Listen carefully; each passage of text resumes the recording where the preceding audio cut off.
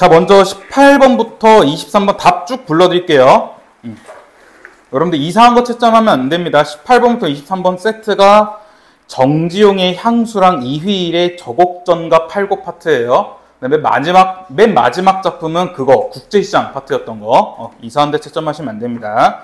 자, 18번부터 먼저 쭉 불러드릴게요. 18번에 4번, 19번에 5번, 20번에 3번, 21번에 2번, 22번에 2번, 23번에 2번, 그 다음에 24번에 2번, 25번에 5번, 26번에 4번, 27번에 4번, 그 다음에 28번에 3번, 29번에 5번, 그 다음에 30번에 2번, 31번에 5번, 자, 그다음에 마지막 32부터 32에 5번, 33에 5번, 34에 2번입니다.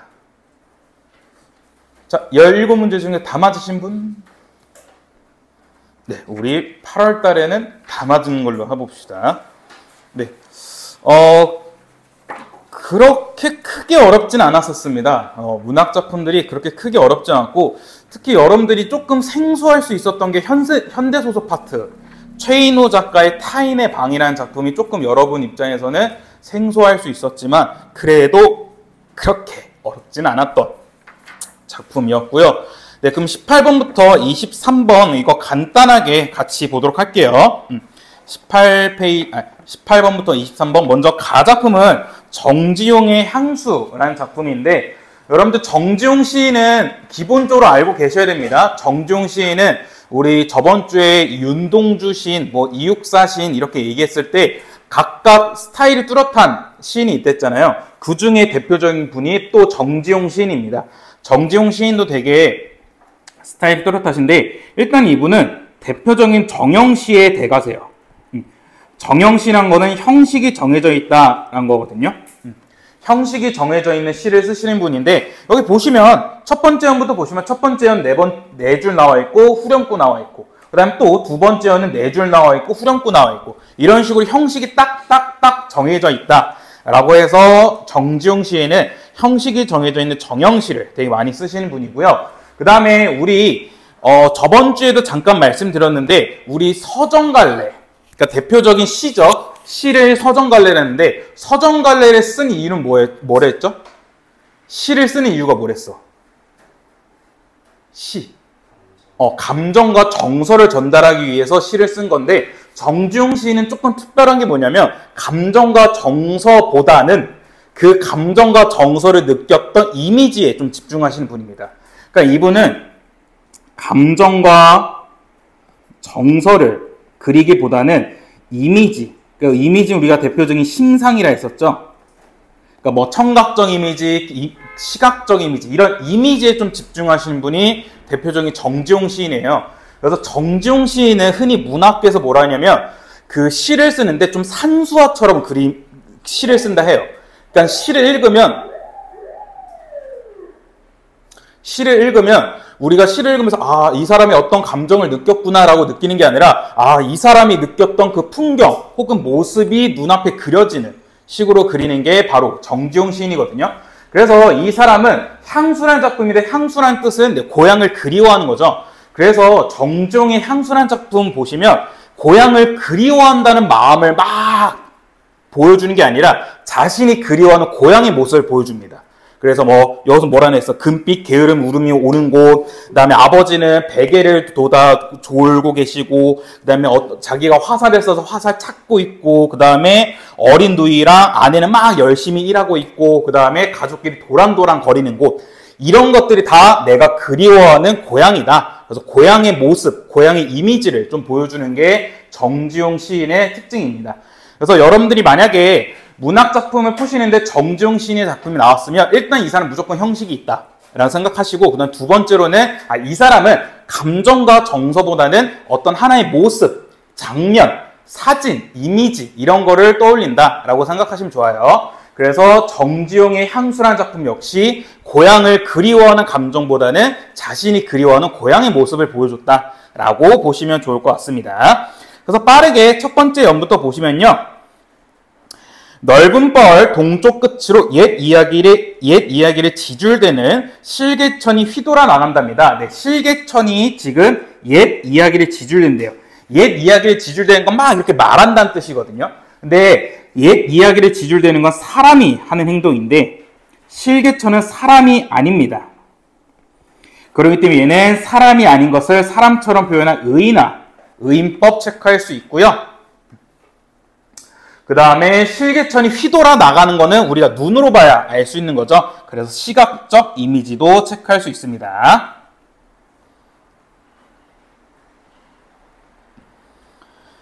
네, 그 다음에 얼룩배기 황소 역시 색깔을 나타내는 시각적 이미지 체크할 수 있고요. 네, 해설피라는 건 좀 여유롭다라고 생각하시면 돼요. 그래서 여유롭게 금빛 게으름 울음을 우는 것인데, 그러니까 황소가 음매하는데 그 음매를 되게 여유롭고, 그 다음에 그 음매라는 울음소리가 마치 금빛 색깔이라고 표현한 거거든요. 그래서 여기서 중요한 게 뭐냐면 금빛 게으름 울음인데, 이거는 대표적인 공감각적 이미지를 쓴 겁니다. 우리 아마 1학기 때 공감각적 이미지 잠깐 한번 봤을 텐데, 그래도 여러분들 잠깐 말씀드리면 공감각적 이미지란 건 일단 공이란 건 함께, 같이란 뜻이거든요. 그러니까 감각적 이미지들이 함께, 같이 있다는 건데, 공감각적 이미지는 다른 말로 감각의 전의라고 합니다. 그러니까 전이란 건 옮겨가는 건데 감각이 옮겨갔다 해가지고 공감각적 이미지인데, 이걸 조금 더 쉽게 길게 풀어서 얘기하면 어떤 이미지냐면 A라는 감각적 이미지가 B라는 감각적 이미지를 꾸며주는 겁니다. A라는 감각적 이미지가 있고 B라는 감각적 이미지 있는데, 이 A라는 감각적 이미지가 B라는 감각적 이미지를 꾸며주는 거, 수식해준다라고 생각하시면 되거든요. 그래서 이게 무슨 말이냐면, 예시 보시면 금빛 게으름 울음입니다. 금빛은 색깔이거든요. 색깔이기 때문에 우리는 얘를 시각적 이미지라 얘기하고요. 울음은 무슨 이미지일까요? 그렇지, 청각이죠. 그래서 울음소리긴 울음소리인데 어떤 울음소리? 금빛 색깔의 울음소리라고 합니다. 근데 우리 울음은 귀로 듣는 청각적 이미지인데, 청각적 이미지가 마치 눈에 보이는 것처럼 색깔이 있다라고 표현했거든요. 그렇기 때문에 여기서는 시각적 이미지가 울음이라는 청각적 이미지를 꾸며주는 감각의 전이가 일어났다, 공감각적 이미지를 볼 수 있다라고 생각하시면 좋습니다. 그래서 수능에서는 이 정도까지만 나옵니다. 수능에서는 딱 이 정도까지 나오고요. 근데 이게 내신으로 가면 감각의 전이가 어떻게 일어나는지까지 자세히 찾아라 라는 문제가 나오는데, 여기서는 이게 청각의 시각화라고 알고 계시면 좋아요. 그러니까 이게 무슨 말이냐면 화는 뭐뭐가 되다입니다. 그러니까 청각 이미지가 마치 시각적 이미지처럼 된 거를 청각의 시각화라고 하는데, 여기서는 울음이라는 청각적 이미지가 눈에 보이는 것처럼 금빛이라는 시각적 이미지로 표현됐기 때문에 청각의 시각화가 쓰였다라고 체크하시면 좋아요. 그래서 보통 공감각적 이미지가 나오면 그냥 공감각적 이미지가 쓰였냐 안 쓰였냐 이 정도만 나오지, 이게 정확하게 어떻게 일어났고 뭐가 뭘로 바뀌었고 이런 것까지 수능에서는 안 나옵니다. 대신 이게 내신으로 들어가게 되면 이렇게 나오니까 잘 알고 계시고요. 자, 그 다음에 또 중요한 부분이 그곳이 차마 꾸민들 이치리야 라고 나와 있습니다. 자, 이거 보시면 한 연 끝날 때마다 계속 등장해요. 우는 곳 했더니 또 이치리야, 고이 쉬는 곳 이치리야, 그 다음에 휘적 쉬는 곳이 이치리야, 이런 식으로 반복적으로 등장하거든요. 그래서 이렇게 연 끝날 때마다 반복적으로 등장하는 것을 후렴구라고 합니다.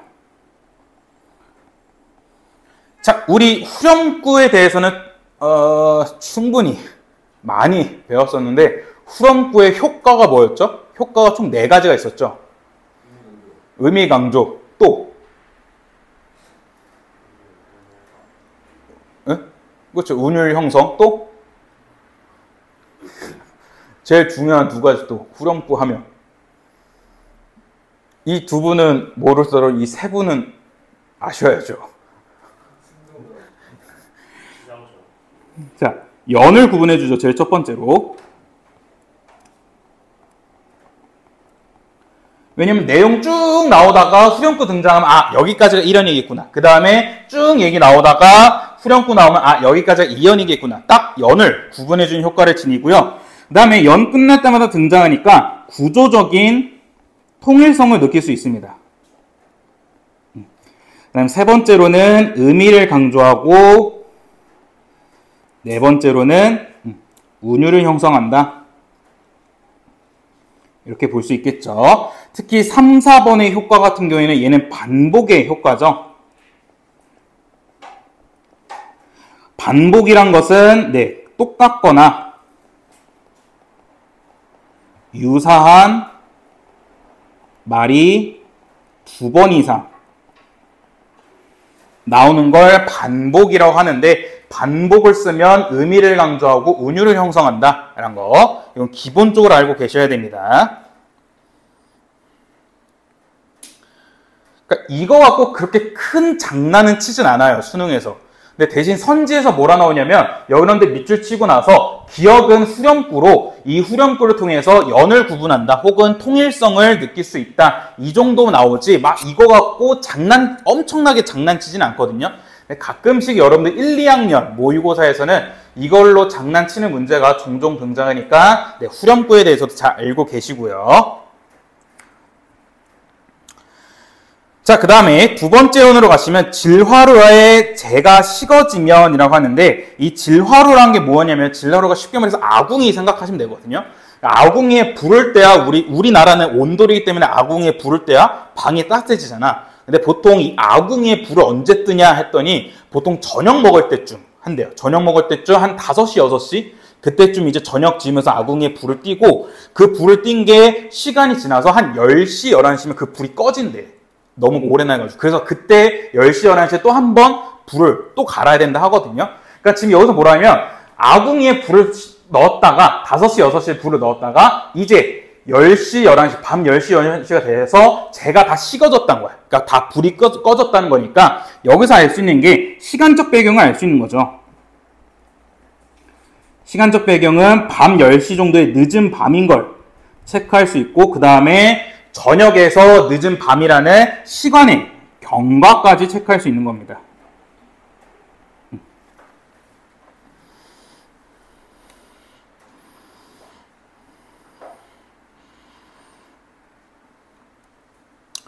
그 다음에 빈 밭에 밤바람 소리, 말을 달리고, 소리 나왔으니까 얘도 청각적 이미지 체크할 수 있겠고요. 옅은 졸음에 겨우 늙으신 아버지가 집벽에를 돋아 보이시는 곳 하는데, 그러니까 아버지가 되게 졸음에 이렇게 꾸벅꾸벅 이렇게 조시는 겁니다. 그러니까 왜 그러냐면 아버지가 너무 고단해가지고, 일이 너무 많아서 너무 고단한 나머지 저녁밥 먹고 이렇게 꼬박 이렇게 졸고 계신 거예요. 그래서 여기 하나 더 체크할 게 밭과 집벽에입니다. 이 밭과 집벽에는 대표적인 토속적인 시야라고 해요. 이 토속적인 시야가 뭐냐면 우리가 사는 도시가 아니라 농촌에서 볼 수 있는 것들, 이런 것들을 토속적인 시야라고 하는데, 얘를 통해서 공간적 배경이 농촌인 것도 체크할 수 있겠죠.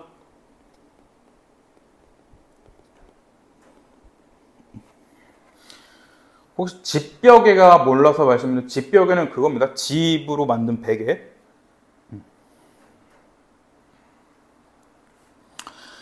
그 다음에 흙에서 자란 내 마음 파란 하늘밭이 그리워 라는 식으로, 또 여기서는 그래도 화자의 정서가 나오긴 나옵니다.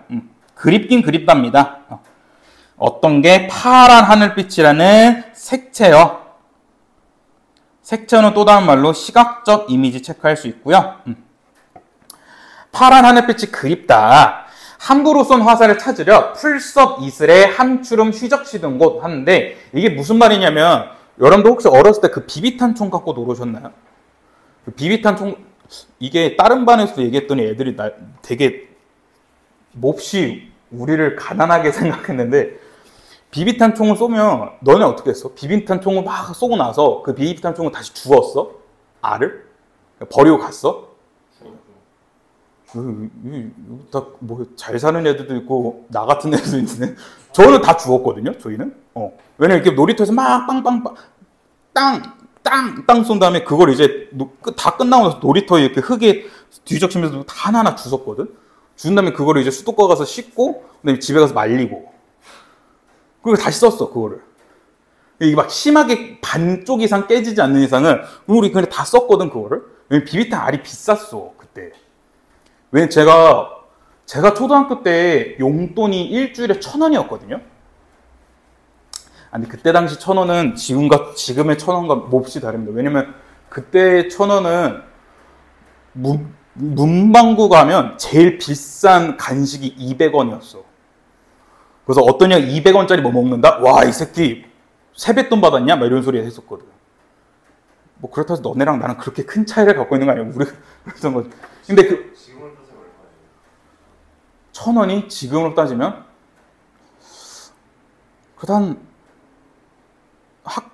그래도 초등학교 애들이니까 한 2, 3만 원 되지 않을까? 2만 원? 2만 원은 될 것 같은데 그래도. 왜냐면 너네 보통 매점이나 이런 데 가더라도 빵 하나 먹더라도 거의 1,500원에서 2,000원 아니야? 난 제일 노력이 편의점에 동갑내기라고 햄버거 들어왔는데 학교 매점에서 팔아요. 너네 학교 매점에서 얼마야 동갑내기가? 안 팔아? 그러니까 그게 아마 안 될 텐데 그게 학교 그 규정이 바뀌어가지고. 그게 이제 제가 고등학교 졸업할 때쯤 바뀌었거든요. 학교 매점에서는 그 검증된 회사 거만 팔아야 된다 해서 살림빵 이런 게 들어왔지 동갑내기 같은 빵은 안 들었거든. 내가 고등학교 때 동갑내기가 그 매점에서 세트가 500원이었어. 세트가 피크닉이라는 음료수 하나랑 그다음 동갑내기 하나가. 그 두 개가 500원. 그러니까 너네랑 시세가 완전 다르지. 그러니까 우리 근데 그 비비탄 알이 그 2만 원 통으로 팔았거든. 그게 한 200알, 300알 있었는데 그게 하나에 500원이가 그랬어. 그러니까 우리 딴은 엄청 비쌌단 말이야. 그러니까 하나하나 다 주워서 씻고 말려서 다시 썼거든. 그러니까 얘도 똑같아. 얘도 친구들끼리 화살 쏘면서 놀았던 거야. 어렸을 때. 화살 쏘면서 이제 장난감 화살 만들어서 막 노는데 얘를 막 쏘고 함부로 막 쏜 거지. 쏘고 나서 이제 근데 그거를 버리고 갈 수는 없잖아. 왜냐면 자기가 만든 것도 있고 그다음 무엇보다 좀 비싼 것도 있고 하니까 얘가 이제 다 놀고 나서 화살을 막 찾으려고 풀숲 미서, 그러니까 풀숲에 가가지고 막 휘적휘적 했던 거야. 내 화살 어디 있어? 내 화살 이거 내일 갖고 또 놀아야 되는데. 그래서 지금 얘는 어렸을 때를 생각하는 겁니다. 어렸을 때 이렇게 친구들이랑 재밌게 잘 놀면서 그때가 참 그립다. 또 자기가 그리워하는 고향의 모습, 그러니까 어린 시절의 고향의 모습을 또 사면에서 보여주고 있는 거고요. 그 다음에 4형 가시면 전설 바다에 춤추는 밤물결 같은, 뭐뭐 같은은 비유법 중에서도 직유법이죠. 같은 검은 귀밑머리 날리는 어린 누이와 아무렇지도 않고 예쁠 것도 없는 사철 발벗은 안해는 아내입니다. 아내가 따가운 햇살을 등에 지고 이삭을 줍던 곳에서 되게 고단하고 가난한 모습을 보여주죠. 그러니까 어린 누이랑 아내가 하루 종일 계속해서 일을 해야 할 정도로 되게 고단하고 가난했다는 시절을 보여주는 겁니다. 근데 문제가 이렇게 고단하고 가난했던 고향의 모습을 부정적으로 표현한 게 아니라 긍정적으로 표현하거든요. 어떻게 긍정적으로 표현하는지 맨 마지막 연 한번 보도록 합시다. 하늘에는 석은 별이란데 이 하늘에는 석은 별이라는 게 뭐냐 했더니 석은은 듬성듬성 있는 거랍니다. 그러니까 하늘에 봤더니 별이 듬성듬성 있는 거야. 근데 여러분들 당연히 뭐 과학 배우셨으면 아시겠지만 시간이 지남에 따라 날이 어두워졌다가 날이 밝았을 때 별이 없어지는 게 아니잖아. 별이 안 보이는 이유는 어두웠을 때는 깜깜해가지고 별이 다 보였는데 이제 날이 밝아질수록 그 밝기가 높아지면서 별이 안 보이는 것 뿐이죠. 그렇기 때문에 얘는 하늘에는 이제 별이 듬성듬성 보인다는 게 시간의 경과를 얘기하는 겁니다. 그러니까 아까 늦은 밤에서 이제는 새벽으로 시간이 바뀐 거예요. 알 수도 없는 모래성으로 발을 옮기고 서리 까마귀 우지 짓고 우지 짓는다니까 여기서도 청각 체크할 수 있고요. 지나가는 초라한 지붕. 지붕이 초라하답니다. 그러니까 자기가 살던 집은 되게 초라하지만 그래도 흐릿한 불빛에 돌아앉아 도란도란 거리는 곳 해가지고 마지막에는 고향을 긍정하는 모습을 보여줍니다. 그러니까 자칫 헷갈릴 수는 있는 게 아니 뭐야 왜 이렇게 고향이 되게 힘들고 가난하고 고단하고 또 초라해 근데 이런 걸 왜 그리워하지 했더니 고향에서는 가족끼리 다 도란도란 있었기 때문에 그래서 고향을 긍정하고 그리워하는구나 라고 체크할 수 있습니다.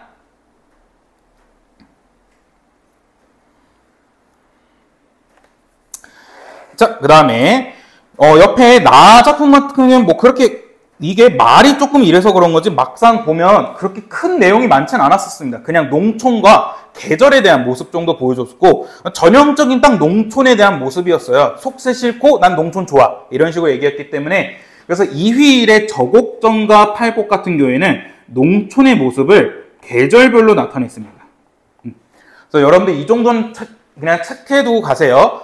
혹시나 여러분들 모의고사나 이런 게 나올 수 있기 때문에 저곡전과 팔곡이라는 작품에서는 농촌의 모습을 계절별로 이렇게 착착착 보여줬구나 라고 체크하시면 되고요.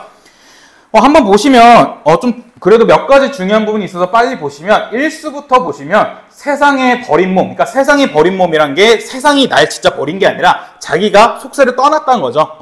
그래서 이 세상이란 건 속세, 자기는 속세로부터 벗어난 몸, 견무에 늙어가니 바깥일이란 거 역시 속세고요.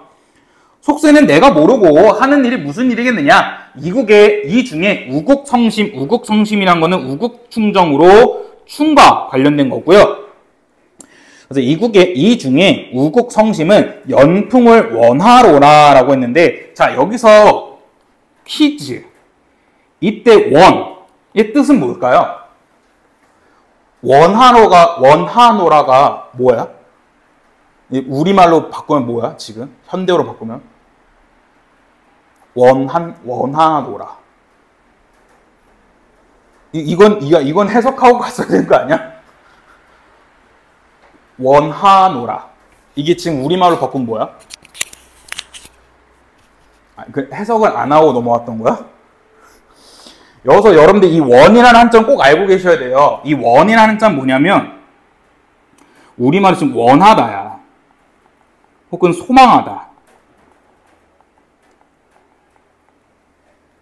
근데 이게 무조건 원이라는 그 고전 문화에서 원이라는 한자가 등장할 때는 무조건 옆에 한자를 같이 써줘. 무조건이야. 원하다 했을 때는 무조건 이 한자를 써주거든요. 왜 써주냐면 얘랑 헷갈릴 수 있는 단어가 뭐냐면 원망이야.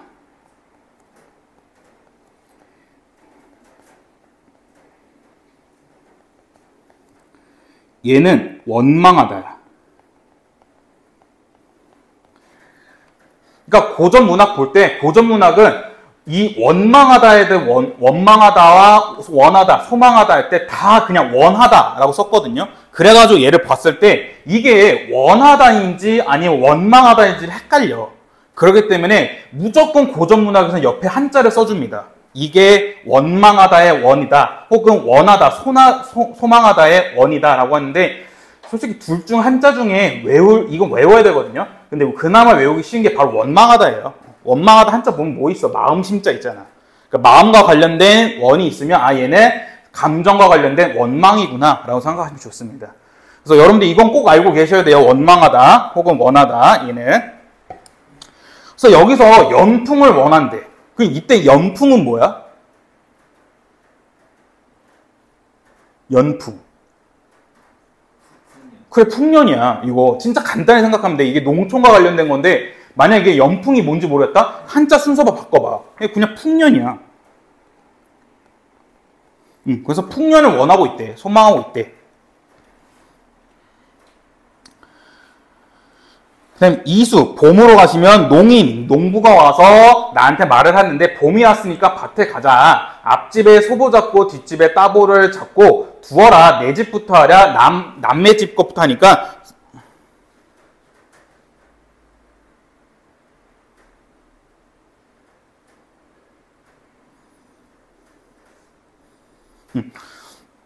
두어라. 내 집부터 하랴. 남하니 더욱 좋다라는 식으로 지금 여기서는 상부상조의 모습을 보여줍니다. 그러니까 굳이 내 집부터 왜 하냐, 남의 집부터 해도 좋지 않겠느냐, 그래서 서로 돕고 살자라는 식으로 상부상조의 모습을 보여주고요. 그 다음에 여름으로 가시면 여름날 더운 쪽에 땅이 불이로다라는 건데, 여기서 땅이 불이로다는 뭐냐면 땅이 불같다라는 겁니다.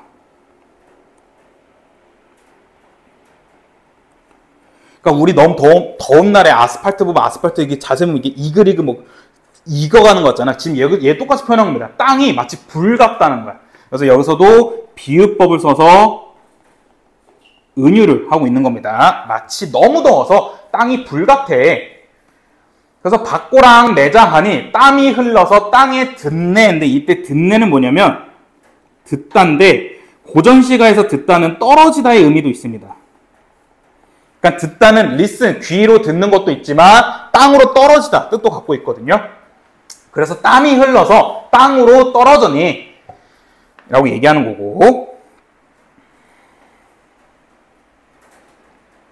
별 얘기 없습니다. 또 가을 가면 가을에 곡식 보니까 좋고도 좋구나, 내 힘으로 키운 것이 먹어도 맛있다. 이 밖에 천사만종 밑에 주석 보시면 아시겠지만 많은 말이 끄는 수레와 복록을 얘기하거든요. 이게 뭐냐면, 여러분들 수레라는 건 대표적으로 속세를 얘기해요. 그러니까 권력을 얘기해. 그러니까 자기가 갖고 있는 수레가 많다는 말은 뭐야? 그러니까 집안에 짐이 너무 많다는 거야. 그러니까 자기가 갖고 있는 게 많기 때문에 이사할 때마다 막 수레를 많이 끌고 다녔어야 되거든요. 그렇기 때문에 속세에서 고전시가에서 수레라는 것을 속세, 권력을 얘기하는 겁니다. 그러니까 여기서도 이 밖에 천사만종, 그 많은 수레, 그 많은 권력을 부려서 뭘 하겠느냐? 또 뭐라 했냐면, 이제 신육수에서는 새벽빛 낮아나서 백설이 소리한다. 일어나거라 아이들아, 밥 보러 가자구나. 왜 밥 보러 가자 했더니 밤사이 이슬 기운에 얼마나 길었는지 하노라라는 건데, 그러니까 밤사이 그 이슬의 기운으로 그 농작물들이 얼마나 자랐는지 우리 보러 가자라고 지금 아이들한테 청유하고 있는 거고요. 서산에 해가 지고 풀끝에 이슬이 난다. 호미를 둘러매고 달들어 가자쓰랴. 이중의 즐거운 뜻을 무어 말아 하리요. 라는 식으로 이제 자기 삶에 대한 만족감을 보여줍니다. 그래서 그렇게 크게 어려운 건 없었습니다.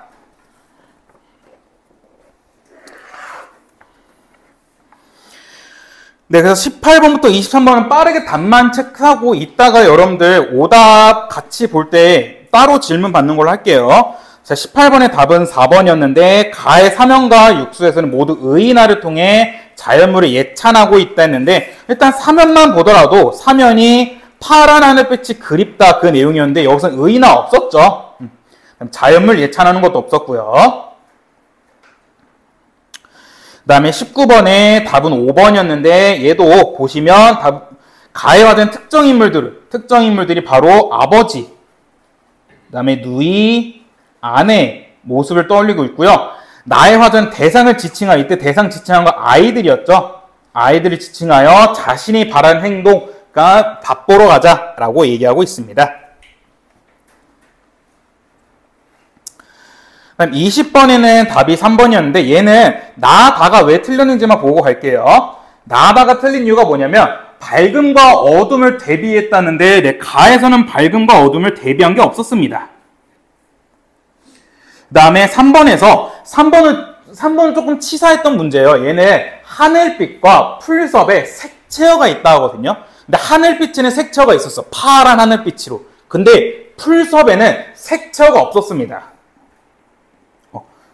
풀섭에는 색채어가 없었습니다. 그렇기 때문에 다가 틀렸어요. 그 다음에 21번, 혹시 21번 틀리신 분들은, 이분들은 좀 피드백을 먼저 하자면 반성을 하셔야 되는 게 뭐냐면, 보기를 꼼꼼하게 안 읽어서 틀린 거거든요. 왜냐하면 지금 답이 2번이었어요. 뭐라 하냐면, 내 집부터 하랴 남의 집부터 하니 더욱 좋다를 통해 화자가 과거의 농사일을 경시하고 명성을 얻기 위해 애쓴 자신의 태도를 후회하고 있다 했는데, 일단 우리는 내 집부터 하랴 남부터 하니 이거는 상부상조여서 얘가 아닌 걸 알고 있습니다. 근데 얘는 본문은 안 읽고 보기만 읽어도 풀 수 있거든요. 왜냐하면 보기에서 뭐라 했냐면 이 작가 이휘일은 평생을 벼슬을 하지 않고 농촌에서 일했습니다. 그러니까 얘는 명성을 얻기 위해 노력 자체를 안 했어. 그냥 얘는 계속해서 농촌에 있었어요. 농사일을 경시, 무시도 안 했어요. 그렇기 때문에 얘는 보기만 읽었어도 충분히 풀 수 있었던 문제였습니다. 그래서 혹시나 21번 틀리신 분들은 보기에서 정말 답을 체크할 수 있겠구나. 그래서 보기를 좀 더 꼼꼼히 읽으셔야 되고요. 그래서 얘는 보기 있는 문제지만 2점짜리 문제였습니다. 3점이 아니었어요. 그다음에 22번에 A와 B 둘 다 이슬이었는데 답은 2번이었죠. 나에서 나온 이슬은 농사에 도움이 될 거다라고 기대를 하는 포인트였었고요. 그 다음 23번에 얘도 답이 니은 2번이었는데 니은이 뭐였니? 함부로 쏜 화살을 찾으려 하는 건 이 어린 시절 생각하는 건데 자기 성찰을 통해 뭐 미래를 대비한다? 이런 내용 전혀 없었죠? 그래서 생각보다는 그렇게 어렵지 않았던 작품이었습니다. 그 다음에 24번부터 27번 최인호의 타인의 방이라는 작품인데 얘는 타인의 방은 다 읽지 않고 얘는 보기만 해도 보기에서 충분히 잘 얘기 나왔기 때문에 보기만 읽고 같이 보도록 할게요.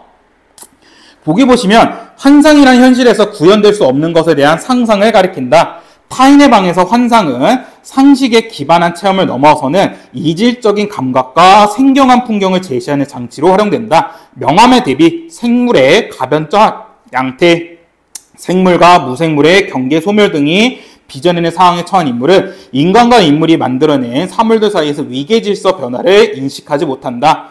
유년기의 상상세계와 사물이 주도하는 눈앞의 현실을 구별하지 못하기 때문이다. 타인의 방은 이와 같은 상상력의 확장을 통해 점차 사물화돼가는 신체를 부활로 받아들임으로써 정체성을 상실하고 있는 현대인의 실존 문제를 상징적으로 비판하고 있다. 겁니다. 그래서 여기 작품 보시면 이 사람이 자기 방에 갔는데 내 방 같지 않고 오히려 타인의 방 같다 해요. 그 이유가 뭐냐면 분명히 불이 켜져 있을 때는 뭐 모르겠는데 불을 끄는 순간 누가 막 움직여. 누가 있는 것 같아.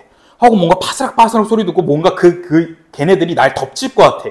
라는 느낌이 들어서 불을 켜면 또 그 느낌이 나지 않아. 그래서 그 불을 켜고 스위치를 올렸다 왔다 이렇게 시킨 거거든요. 근데 그게 스위치를 끄면 어둠이 오는 순간 어떻게 되냐면 여기 자기 주변에 있는 사물들이 이제 얘네가 마치 인간처럼 되고 인간이었던 나는 마치 사물처럼 되는 그런 걸 얘기하는 거거든요. 그래서 여기서 말하는 게 바로 위계질서의 변화입니다. 그래서 이렇게 변화했다라는 내용이었습니다.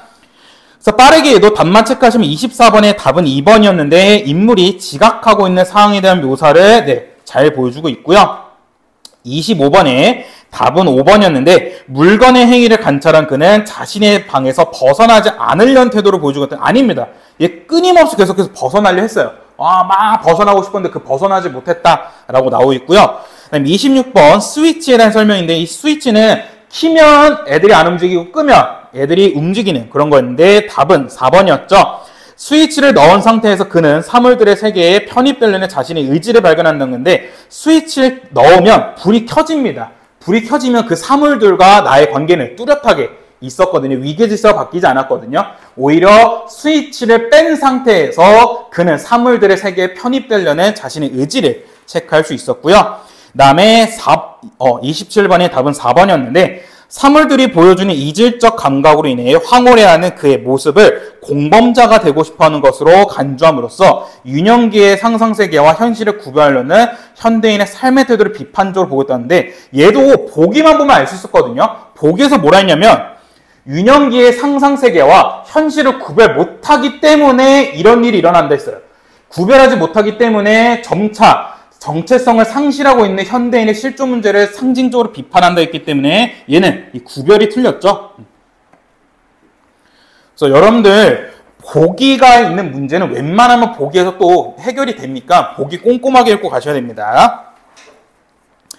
자, 그다음 28번부터 31번 얘는 고전 소설이었는데 얘도 내용이 어렵진 않았거든요. 근데 여러분들도 좀 헷갈리실지 모르겠는데 이거를 다른 반에서 동성애 소설이 아니냐라고 하더라고요.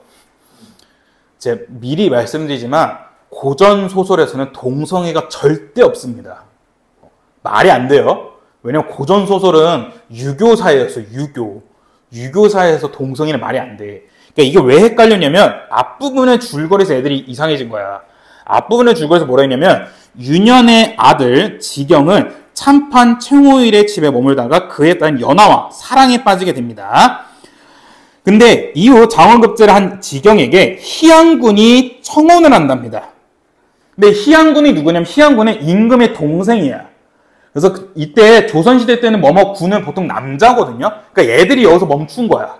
뭐야? 지경에게 희양군이 청혼을 했다고? 이런 식으로 여기서 갑자기 애들이 멈추게 되는데 그게 청혼을 진짜 희양군이 지경에게 우주매림이라고 한 게 아니라 희양군이 동생 누구였냐면 연성옹주가 있어. 그러니까 희양군이 지경을 보니까 얘가 괜찮은 것 같아. 그러니까 얘가 내 동생의 남편이 됐으면 좋겠어. 그러니까 자기의 사위나 자기의 가족이 됐으면 좋겠어. 그래가지고 희양군이 지경한테 가서 너 내 동생이랑 결혼할래? 라고 물어본 게 청혼이었습니다. 여기서 여러분들 이거 갖고 헷갈렸으면 안 됐던 거야.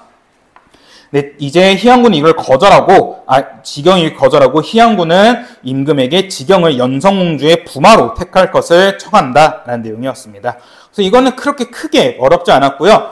보통 고전 소설에서 그 결혼을 할 때 장애를 겪는 거는 대부분 여성이었는데 이 작품에서는 남성 주인공이 그 장애를 겪었습니다.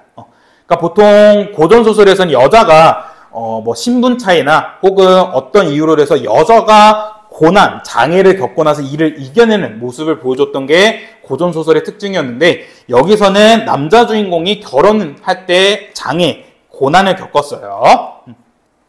그렇게 크게 어려웠던 분은 없었기 때문에 28번도 보시면 윗글을 이해한 내용으로 적절하지 않은 것이었는데 답은 3번이었죠. 윤지경은 신하들의 의견을 수용하여 옹주와 억지로 혼인하고 있다 했는데 신하들 역시 결혼을 반대했습니다. 그래서 여기서 신하들이 두 파트가 등장하잖아. 어디냐면 여기 양사도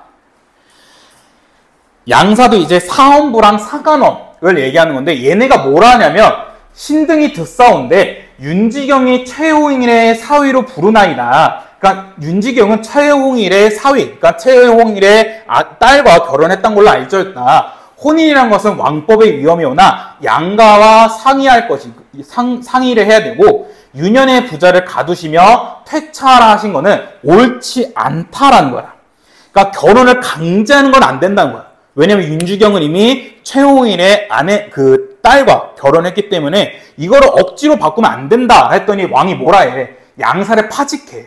파직이란 건 내쫓다도 있고 아니면 자른 내용도 있거든요. 그러니까 왕이 뭐라 한 거야. 그러고 나서 홍문관이 와서 뭐라 하면 혼인의 길사이온데 신랑과 사장을 가두시면 크게 옳지 않아이다 하니까 홍문관이 역시 뭐라 해? 야 이거 가두는 건 좀 아니야. 이건 좀 아니야. 이거 아니야. 이거 진짜 아니야. 너 이건 아닌 것 같아. 하니까 그제서 임금이 놓아라 하시고 보내줬다는 겁니다. 그렇기 때문에 신하들의 의견을 수용한 게 없습니다. 자, 그 다음에 29번에도 답은 그래서 5번이었죠. 적절하지 않은 것이었는데 양사가 혼인이라는 것은 왕법의 위험이 오나 양가에 상의할 것이라고 한 것은 충의 가치가 인간 본연의 감정보다 더 중요하다는 게 아니라 인간 본연의 감정이 더 중요하다 했습니다. 양사는. 그렇기 때문에 틀린 거예요. 자, 그 다음에 30번에도 윤지경이 말한 태도는 답은 2번이었고요. 31번에 얘도 보시면 답은 5번이었는데 시에서는 임금에 대한 예를 지켜야 한다고 생각하는 윤현의 인식이 드러난다는데 얘네가 어디냐면 시가 여기서 끝부분에 부마가 집에 돌아와 대문을 들며 하인을 명하여 가마를 산산히 깨치고 들어와 소매 속으로부터 부마의 간교를 내어 땅에 던지니 윤공이 크게 책망하여 가로되 이게 무슨 일이냐 임금이 주신 교지를 엄수히 여기지를 어찌 이렇게 불공하느냐 이런 건데 그러니까 얘네가 감옥에 갇혀있다가 풀려난 거야. 윤지경이랑 아빠가 풀려나서 집에 왔는데 이제 이 풀려날 때 윤지경이 왕한테 서신을 받은 거야. 너 이제 내 사위야 라는 식으로. 근데 그게 너무 짜증난 거야. 짜증난 집에 오자마자 이 서신을 개씨발 하면서 던진 거야. 그러니까 던지니까 이 아버지가 뭐라냐면 이놈 뭐 하는 거냐. 아무리 화가 나더라도 임금이 주신 걸 왜 그렇게 땅에 던지느냐 하면서 뭐라 한 거기 때문에 31번에 그래서 답은 5번이었습니다.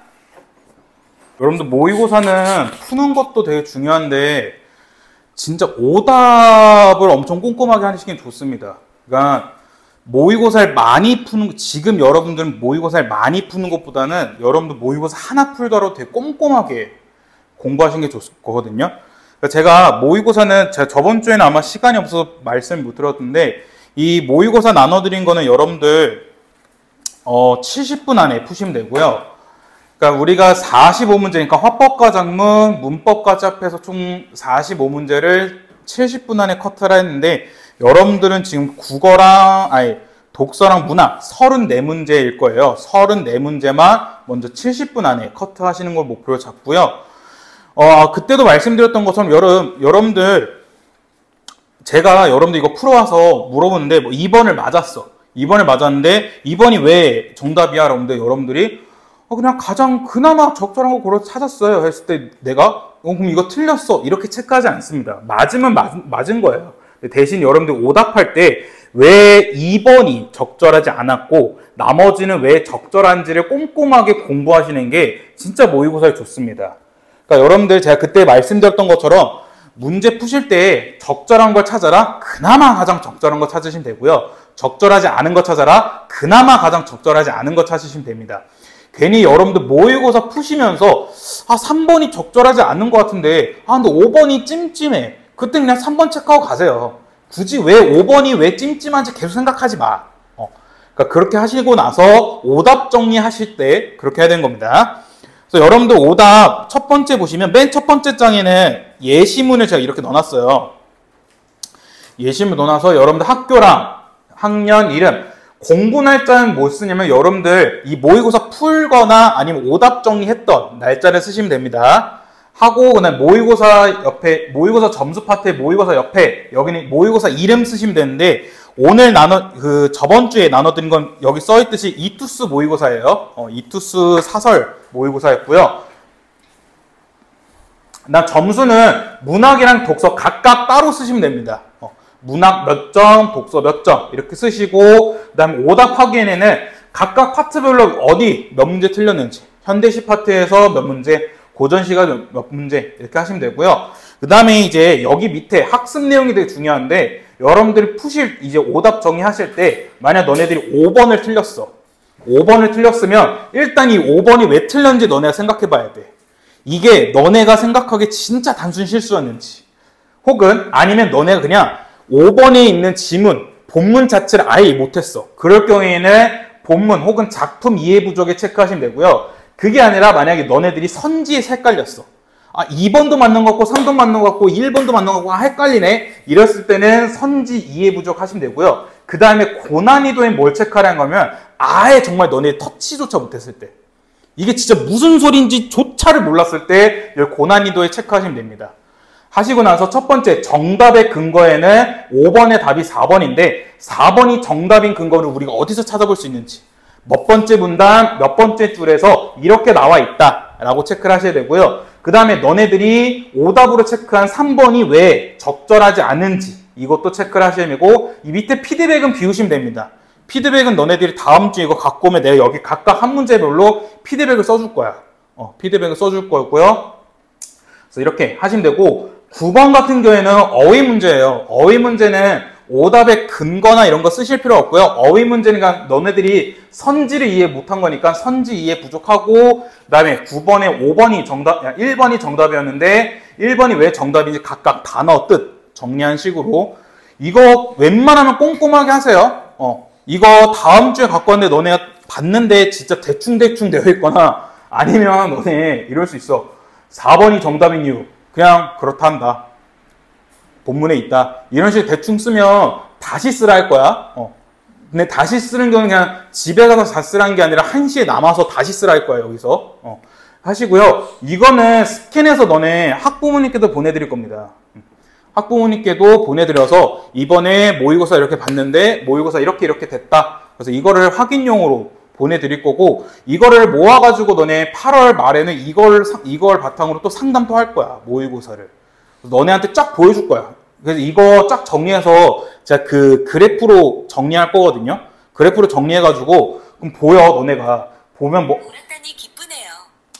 뭐 사회문화에서 엄청나게 틀렸는지 혹은 과학기술에서 엄청나게 틀렸는지 그래서 그거를 각각 별로 할 거니까 네, 꼼꼼하게 하셔야 됩니다. 그래서 모의고사는 혹시 오늘 안 푸신 분이 있으시면 집에 가서 다시 남은 파트 푸시고요. 그 다음에 꼼꼼하게 다시 확인하세요. 모의고사 이거 분석지 오답노트 하다가 모르는 거 있으면 언제든지 질문하시면 되고요. 자, 그러면 모의고사 질문 받아봅시다. 자, 1번부터 3번 이거 다 채점 안 했어? 그럼 답부터 쭉 불러줄게. 다 모의고사 어디다 팔아먹었어? 훈이는 두고 왔고 나머지 3명의 스머프들은 저는 못 받았어요. 아 맞다, 성환이 못 받았지? 성환이 내가 이따 프린트 해줄게. 그럼 성환이는 이거 모의고사는 1주 간격. 왜냐면 내가 너네 2주 간격을 하니까 너네가 너무 숙제가 없는 것 같아서 내가 그래서 한 주별로 모의고사 하나 더 준다 했잖아. 그거는 그것까지 하는 거고. 아하. 네. 공지가 좀 덜 됐나 보네요. 그러면 유진이랑 승우는 못 풀었어? 유진이는? 아 진짜? 그러면 훈이는 풀긴 했어? 성환이랑 유진이 일단 듣고요. 그러면 2명만 질문하겠네. 자, 그럼 답부터 쭉 불러드릴게요. 1번에 4번, 2번에 3번, 3번에 5번. 자, 그 다음에 4번에 2번, 그 다음에 5번에 4번, 6번에 3번, 7번에 5번, 8번에 2번, 9번에 1번. 그 다음에 10번에 2번, 11번에 2번, 12번에 3번, 13번에 5번, 그 다음 14번에 1번, 15번에 4번, 16번에 2번, 17번에 4번, 그 다음에 이제 문학 파트 18번에 1번, 19번에 3번, 20번에 5번, 21번에 3번, 그 다음에 22번에 1번, 23번에 4번, 24번에 2번, 25번에 5번, 26번에 4번, 22번에 1번, 그 다음에 23번에 4번. 너무 안타까워. 그 다음에 27번에 2번, 28번에 4번, 29번에 1번, 30번에 4번, 그 다음에 31번에 2번, 32번에 5번, 33번에 3번, 34번에 5번. 33번에 3번.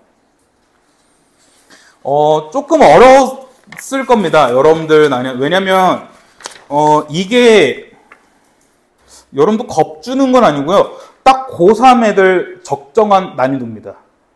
고3 애들한테는 적정한 난이도.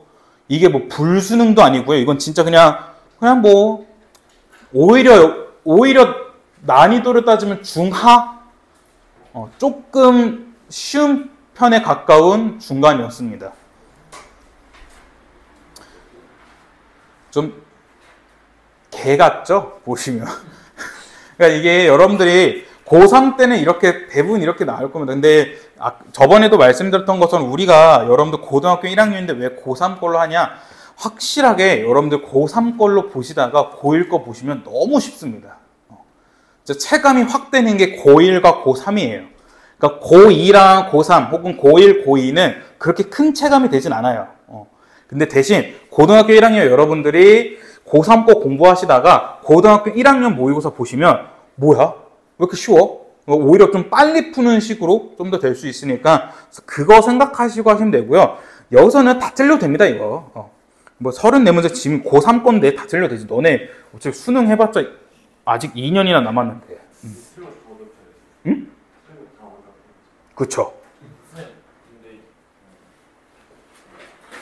이거 분석지 네. 한 개에 3개밖에 없잖아요. 네네.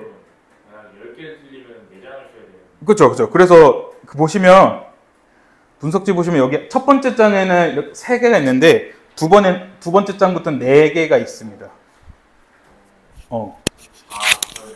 좀 그래서 이게 조금 종이 낭비긴 해요. 근데 아무래도 이렇게 좀 꼼꼼하게 해야 여러분들이 더 잘 볼 수 있기 때문에 이거 진짜 이거 하고 나서 여러분들 2달 하고 나서 2달 하면 꽤 두꺼워지거든요. 분석지 하면 그거 나서 2달 뒤에 너네 이거 보면 진짜 뿌듯한 마음이 들어.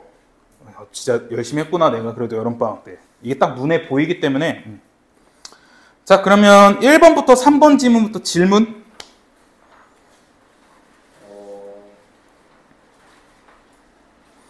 이거는 시간이 없어서 다 하진 않을 겁니다. 그냥 질문만 받고 넘어갈 거예요. 모의고사는. 없으신가요? 그럼 넘어가서 다음 인문예술 지문 4번부터 9번 질문. 4번. 4번, 8번. 오케이. 자, 4번. 가와 나를 읽고 학습 활동으로 수행한 결과 적절한 것을 찾아서 바르게 묶으라 합니다. 일단 둘의 공통점 차이점을 찾으라는데 일단 공통점은 미술가에 대한 이론가의 미학적 견해를 제시해야 되고 그 다음에 또 가나 둘 다 뭐냐면 특정 이론가의 미술에 대한 개념이 사회에 끼친 부정적 영향을 제시해냅니다. 그러니까 뭐 사승훈이라는 미술가가 있어. 이 사람이 뭐 어떤 미술을 얘기했는데 그게 사회적으로 너무 안 좋은 영향을 줬던 거야. 사승훈의 이론을 듣고 사람들이 다 미쳐가지고 막 조커가 된다든지 이런 식으로 써야 되는 게 바로 나거든요. 그 다음에 차이점으로는 나에서는 특정 작품의 사례, 그러니까 예시가 있어야 된다. 라는 거였고요. 그 다음에 나는 가에서는 대비되는 두 입장을 종합하여 새로운 미학적 입장을 도출해다는 거거든요. 이거를 두 글자로 바꾸면 뭐냐면 절충입니다. 절충. 절충이란 건 우리가 A와 B가 싸우면 A와 B 둘 중에 하나를 선택하는 게 아니라 완전 새로운 C를 선택하는 게 절충이었거든요. 그렇기 때문에 만약에 답이 라가 되려면 가에서는 이론만 3가지가 나와야 돼. 입장만 3가지가 등장해야 돼. 왜냐하면 A와 B가 서로 싸우고 서로 비판한 거 얘기 나와야 되고 그 다음에 최종적으로는 A와 B 둘 중에 하나를 선택하는 게 아니라 새로운 C가 두둥 등장했습니다. 이렇게 나와야 됩니다. 그래서 보시면 답은 2번이었던 게 가와 다였습니다. 왜냐하면 두 작품 가와 둘 다 뭐냐면 가에서는 이름 뭐였지? 그린버그가 얘기를 하고요. 나에서는 단토가 얘기합니다. 그 다음에 공통점으로는 부정적 영향 제시한 거 없었고요.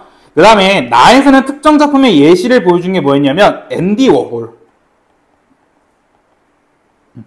앤디 워홀의 그 캔 뭐야? 뭐 통조림 캔이었나? 그거 보여주는 거. 앤디 워홀이 그 말 하지 않았나? 일단 유명해져라. 그럼 똥을 싸도 사람들이 박수를 쳐줄 거야. 그 말 했던 사람. 똥. 신기하죠? 자, 그다음에 8번. 나를 참고할 때 가와 나에 대해 보일 수 있는 방법으로 적절하지 않은 것이거든요. 이거 보시면 가에서 브릴로 상자는 그냥 하나의 제품 상자랍니다. 그러니까 얘는 어떤 무슨 미학적, 미술적 가치가 없는 건데 대신 앤디 워홀이 만든 브릴로 상자에서는 훌륭한 평가를 받으면서 이게 막 사람들이 날렸던, 그래서 이거 아마 여러분들 아실 거예요. 무슨 이상한 상자 박스 그냥 덩그러니 하나 있는 거. 그러니까 이게 앤디 워홀이 되게 뛰어나다고 한 게 뭐냐면 이렇게 딱 작품을 하나 얘가 심지어 뭐냐면 좌병기라 해야 되나? 좌병기 하나 보여주거나 좌병기 그 껍데기 떼어가지고 이게 문학작품을 했어요. 미술점. 그러니까 그게 뭐냐면 자기가 이 미술작품 하나 보고 여기에 어떤 생각이 있는 거야. 그러니까 예를 들면 내가 지나가다가 그 변기 뚜껑 봤는데 이 변기 뚜껑이 우리를 막 족쇄는 그 사슬 같아. 그래 내가 이거를 갖고 와가지고 그 딱 박스에 올려놓고 제목에 사슬 써놓은 거야. 그래서 그 설명에다가 현대인을 옥죄는 사슬을 지금 우리는 눈에 보고 있습니다 하면 사람들이 처음에는 변기 뚜껑에 아무 생각 없었는데 그 설명을 보고 맞아, 이건 변기 뚜껑이 우리한테 사슬이야, 이런 식으로 되게 철학적 견해를 주는 게 앤디 워홀이야. 그래서 지금 여기 나 작품에서 얘기했던 게 뭐냐면 이제는 그런 거 뭐 되게 사실적으로 그리고 그다음 되게 추상적으로 그린 게 아니라 어떤 거 하나를 보고 감상자가 스스로 조금 생각할 수 있는 거, 철학적인 견해를 줄 수 있도록 하는 게 요즘 미술이다라고 얘기한 거예요. 그래서 앤디 워홀이 말한 브릴로 상자도 그거에 어떤 의미, 철학적 견해가 있었던 거지. 그래서 이런 거지. 그래서 앤디 워홀이 말했던 건 그거야. 똥을 싸도 사람들이 박수 쳐줄 거라는 게 앤디 워홀이 똥을 싸놓고 이게 뭐냐면 지구 오염 해봐. 그러니까 지구 오염도 아니고 후손에 대한 미안함 해. 왜 후손에 대한 미안함을 했더니 내가 똥으로 쌈으로써 휴지를 써야 되고 그다음 그 휴지는 나무로 베야 되고 또 나무를 베게 되면 지구가 아파하고 지구가 아파하면 인류가 멸망하고 인류가 멸망하니까 후손에 대해 미안해. 그럼 사람들 그 똥을 보고 맞아, 이 똥을 보니까 후손에 대해서 미안. 이게 앤디 워홀의 미술이란 거야. 그 얘기거든요. 그러니까 얘는 똑같이 그리는 게 중요한 게 아니라 어떤 미술 작품 하나 보여주고 여기에 생각하게 할 수 있도록 하는 게 중요하다는 거거든요. 그래서 답이 2번이었던 겁니다. 나가 실크 스크린을 활용하여 외관을 사실적으로 묘방한 것은 바자리 에피소드는 진짜 똑같이 그리는 거. 그러니까 눈에 보이는 거랑 똑같이 그리는 게 되게 뛰어난 미술이라는데 그거로부터 영향을 받은 건 아니었던 거죠. 관련이 없었던 거지. 그냥 앤디 워홀이 똑같이 그린 거는 그냥 그린 거야. 이게 무슨 바자리 에피소드의 시대에 영향을 받은 건 절대 아닌 거지.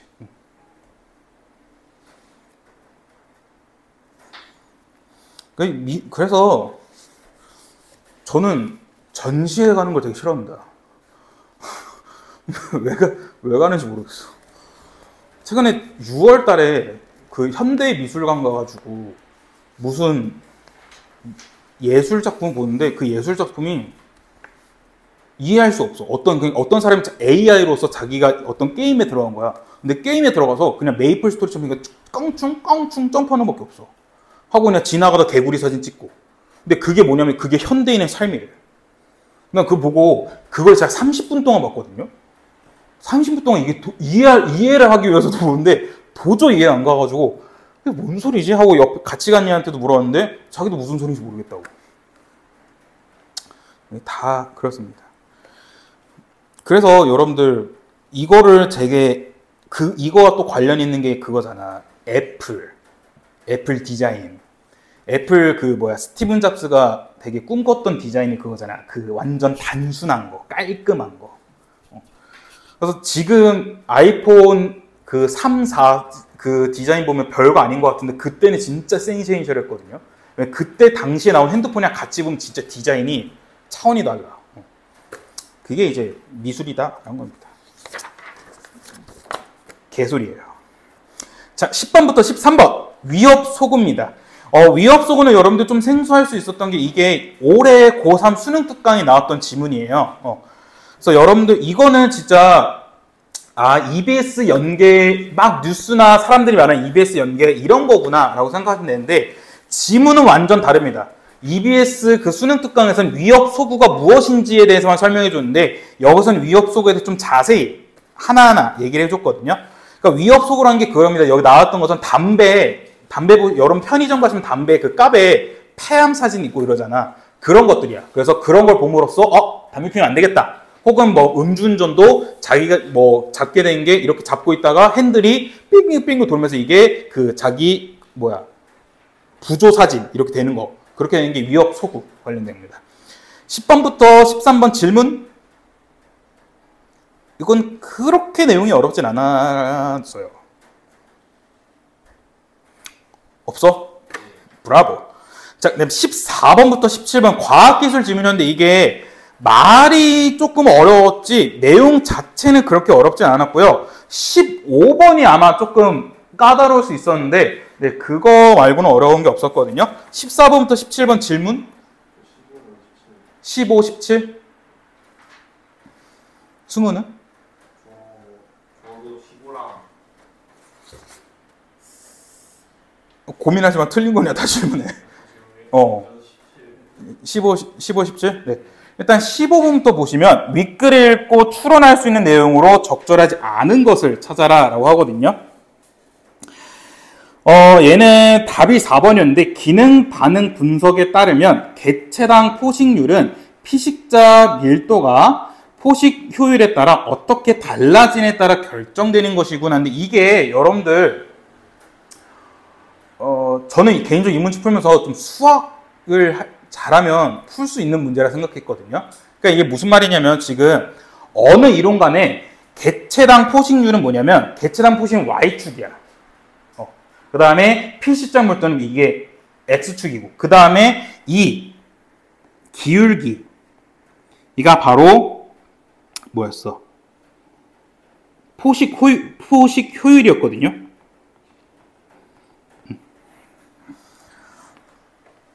그러니까 이게 너네 수학을 생각해봐.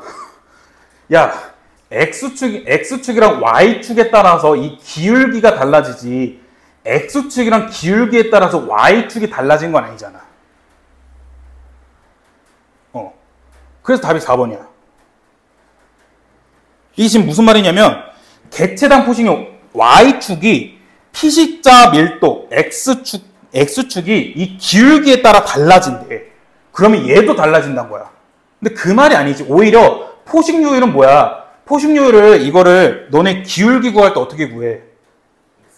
X 증가량 분의 Y 증가량 하잖아. 그러니까 얘도 그래프로 나타내면 수식으로 나타내면 피식자 밀도 분의 개체당 포식률이야. 근데 얘네들은 어찌됐건 간에 안 움직이는 애들이란 말이야. X축과 Y축. 근데 더군다나 얘가 얘에 따라 바뀌었다고 얘가 바뀌진 않지. 그러니까 이건 그 말이었던 거야. 그래서 이건 조금 센스 있으셨으면 풀 수 있었던 문제였었고요. 1번부터 보시면 개체당 포식률의 증가분보다 피식자 밀도의 증가분이 더 커진다면 포식률이 더 커지겠고 이런 건 진짜 그래프 그리시는 게 제일 간단합니다. 진짜 그래프 그리는 게 제일 좋거든요. 이게 무슨 말이냐면 X축, Y축 그려봐. X축이 피식자 밀도였고 Y축은 개체당 포식률이었어. 지금 여기서 얘기한 게 개체당 포식률 증가분보다 피식자 밀도의 증가분이 더 커진대. 일단은 얘네 증가분이 똑같은 생각해보자. 1, 2, 3, 4 1, 2, 3, 4 그러니까 개체당 포식률과 피식자 밀도의 증가분이 똑같아. 그러면 어떻게 그래프가 그려지냐면 이렇게 그려지겠지. 얘가 똑같은 거겠지 지금. 근데 개체당 포식률의 그 증가분이 피식자보다 커. 그러면 얘는 피식자가 1일 때 포식자는 2일 테고 그 다음에 피식자가 1 늘어날 때 얘는 2가 늘어나겠지. 그러니까 얘는 그래프가 그러면 이렇게 된단 말이야. 얘는 포식률의 증가분이 피식자 밀도보다 큰 거야. 그럼 반면에 여기서 본문에 나왔던 것처럼 피식자 밀도가 포식률보다 증가분이 크게 된다면 이렇게 되겠지. 1 들어가고 2일 때 4. 이게 포식률이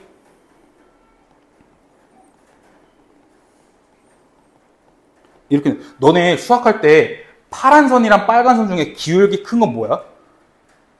기울기가 크다가 뭐야? 기울기가 가파르다잖아. 기울기가 큰 게 파란 거야, 빨간 거야?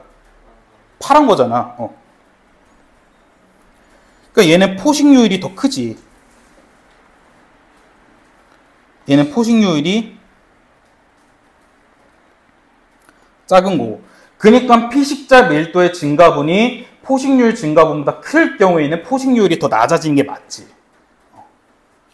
그러니까 이렇게 과학기술 나오거나 이러면 그래프 그리시는 게 진짜 좋습니다. 왜냐면 더군다나 이미 본문에 그래프가 나와 있었잖아.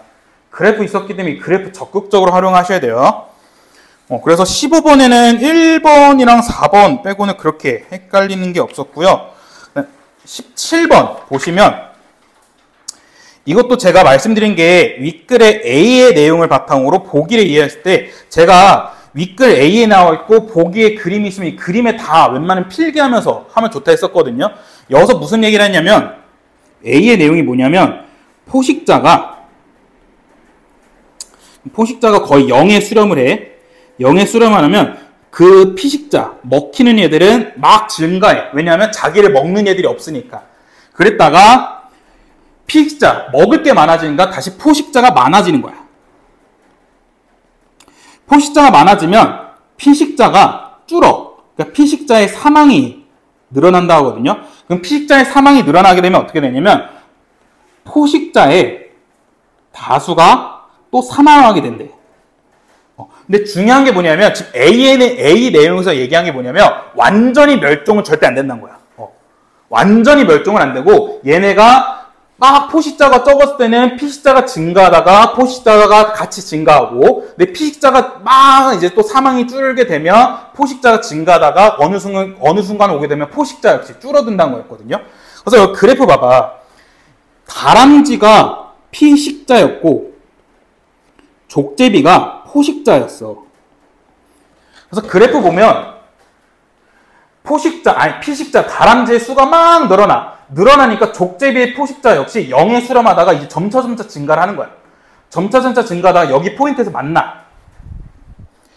여기 포인트에서 만나니까 그 뒤로 어떻게 되냐면 피식자는 줄어. 그러니까 피식자의 사망이 늘어나게 된 거지. 근데 피식자의 사망이 늘어나게 된다 하더라도 포식자는 증가해. 이 부분에서. 그치? 포식자가 늘었는데 근데 피식자가 너무 줄어드니까 포식자 역시 어떻게 되냐면 감소를 해. 감소를 하다가 또 이 포인트에서 만나. 이 포인트에서 만나고 나서는 다시 포식자가 0에 수렴하니까 다시 또 증가하는 거야. 증가하니까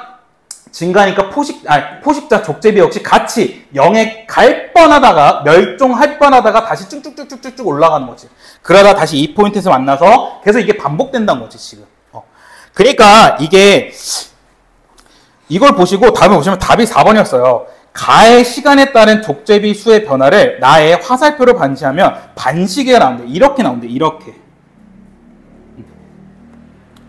그럼 이게 무슨 말이냐면 A, C, D, B 이게 반복된다는 건데 그 말이지. 다람쥐 감소할 때 족제비도 감소를 해. 그랬다가 다람쥐가 증가해. 피식자가 증가하니까 피식자 증가할 때 족제비 감소하고 나서 그 뒤로 다시 다람쥐 피식자가 증가하니까 덩달아 포식자 증가하고 근데 피식자의 사망이 늘어나게 되니까 다시 족제비는 포식자는 그때 늘어나지만 어느 순간 포인트 다시 오면 사망이 너무 많아졌기 때문에 포식자 역시 줄어든다는 거. 이게 계속 빙글빙글 돈다는 거지. 그러니까 답이 4번. 승우랑 순서이 몇 번 했어요, 각각? 아예 터치를 못했어? 5번 보시면 가에서 다람쥐의 그래프와 족제비의 그래프가 교차하는 지점 첫 번째 지점은 바로 이 부분이지. 이 부분인데 이 부분은 A와 B의 경계면과 일치한다는 거거든. 근데 이거는 A와 B의 경계면이 일치하는 게 아니라 B와 일치합니다. 왜냐면 B가 다람쥐가 감소하고 족제비가 증가하는 포인트거든. 여기 보시면 다람쥐는 줄어들고 있고 포식자 족제비는 증가하고 있는 포인트이기 때문에 얘는 B인 거지. 그래서 그랬던 거야. 그러니까 내용이 어렵긴 했는데 그렇게 빡셌던 건 아니었습니다.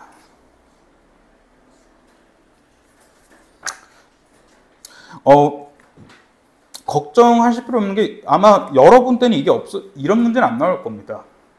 왜냐면 지금 잠깐 또 정부 얘기해서 그런데 대통령실에서 얘기했던 그 킬러 문제가 딱 이런 문제였어요.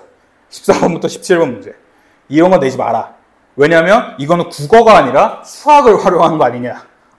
과도한 지식을 활용하는 거 아니냐. 그리고 또 더군다나 15번도 과도한 추론 문제 아니냐. 그렇기 때문에 이런 거를 지금 정부에서 딱 킬러 문제라고 찝었기 때문에 이런 문제는 아마 올해 수능을 봐야 되겠지만 아마 안 나오지 않을까 싶습니다. 자, 그 다음 문학 18번부터 21번.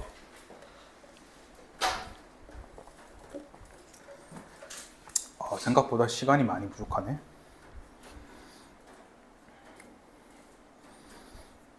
없어요? 18번부터 21번? 왜 이렇게 부끄러워해?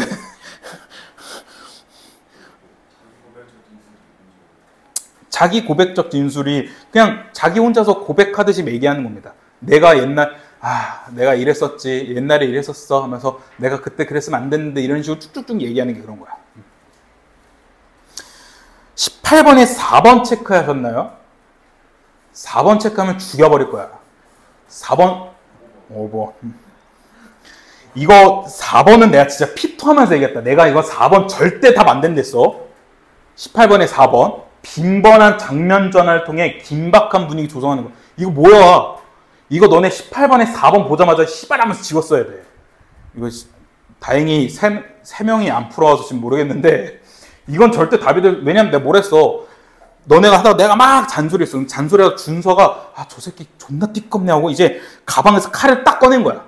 저 새끼 죽여야 되겠다. 칼을 꺼낸 순간 갑자기 장면 확 바뀌더니 원장 선생님 보여줘. 그 다음에 또 장면 확 바뀌더니 어떠니 밖에 비 오는 거 보여줘. 그러다가 또 장면 바뀌더니 이제 준서가 하나둘씩 밀치고 나한테 뛰어와. 뛰어오고 내가 할 때쯤 장면 또 전환하더니 내가 막 밥 먹고 있어. 난 밥 먹고 있어. 또 준서도 칼을 닦고 있어. 또 딱 장면 바뀌대. 또 바뀌고 나서 준서가 꽝 할 때 장면 팍 바뀌어. 이거 집중이 하나도 안 되고 심지어는 긴박한 분위기도 전혀 안 나. 이게 오히려 긴박한 분위기라면 장면 전환이 빈번하면 절대 안 돼. 그러니까 이거는 내가 아예 모순되는 선지랬잖아. 이건 절대 답이 될 수 없는 선지라고. 이거 너네 2학년 선배들한테 줬는데 내가 볼 땐 18번에 4번 체크한 새끼 분명히 나온다. 또 나는 열이 뻗쳐서 고혈압으로 죽을라 하겠지. 자, 22번부터 26번. 24번. 24번이 나 지문이었는데 조이의 만분가라는 거였거든요. 만분가는 그 26번의 보기를 보시면 아시겠지만 유배가사입니다.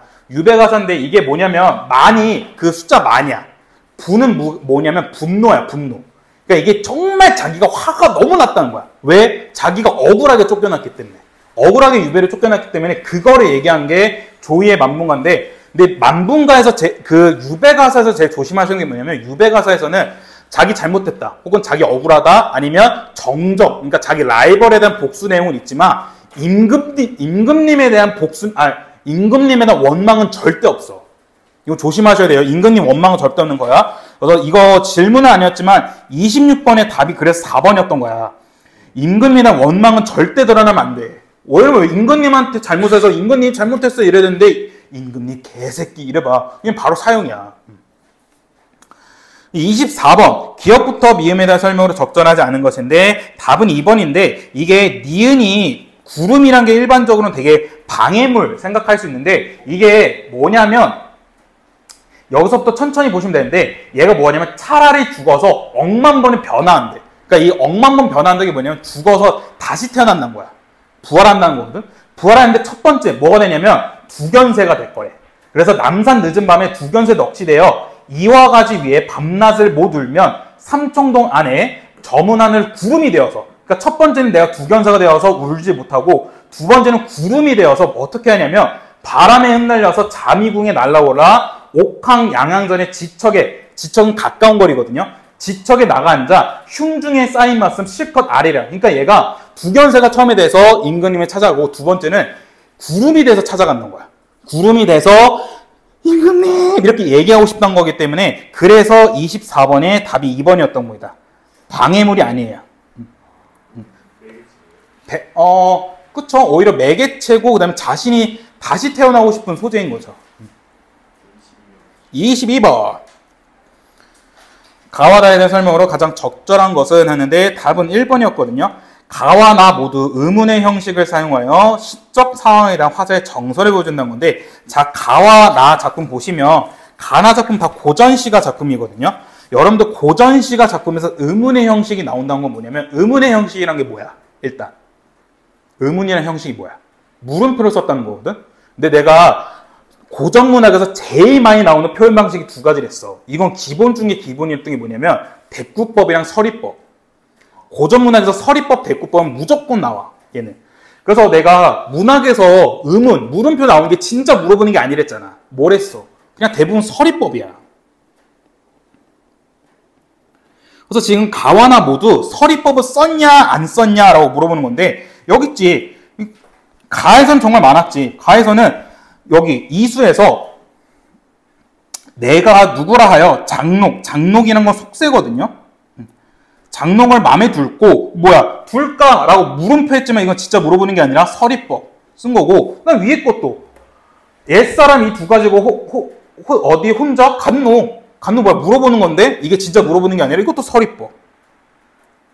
그 다음에 나에서는 서리법 어디냐면 여기 천상 백목경 시분 어디인가 어디냐 근데 이게 진짜 물어보는 게 아니라 서리법 쓰기 위해서 간단했던 문제였습니다. 자, 그 다음에 27번부터 30번. 29.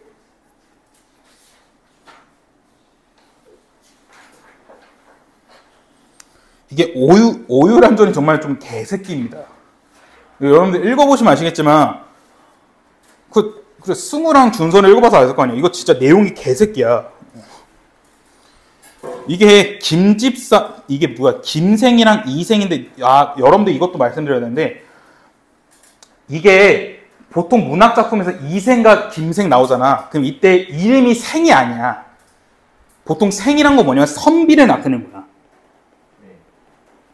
그래서 이생이란 거는 이씨를 가진 선비, 김생은 김씨라는 성을 가진 선비라는 겁니다. 그러니까 얘네들이 서로 중마고였는데 이생이 너무 꼴까운 척 해야 되는가? 좀 깔끔한 척, 도덕적인 척 하니까 이제 김생이 빡쳐서 지랄하는 거죠.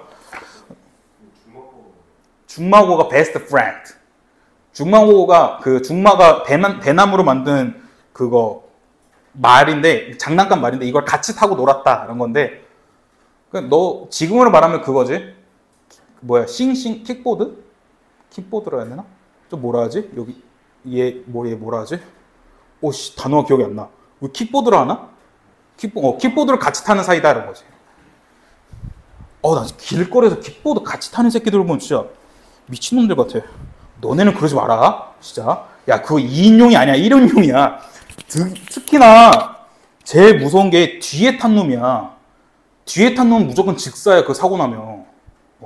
야 앞에 탄 놈은 이거라도 뭐 잡고 있지. 뒤에 탄 놈 뭐야? 뒤에 탄 놈 앞에 놈 허리 잡거나 어깨 잡고 있잖아. 그거 기껏 그냥 쑥 날라가.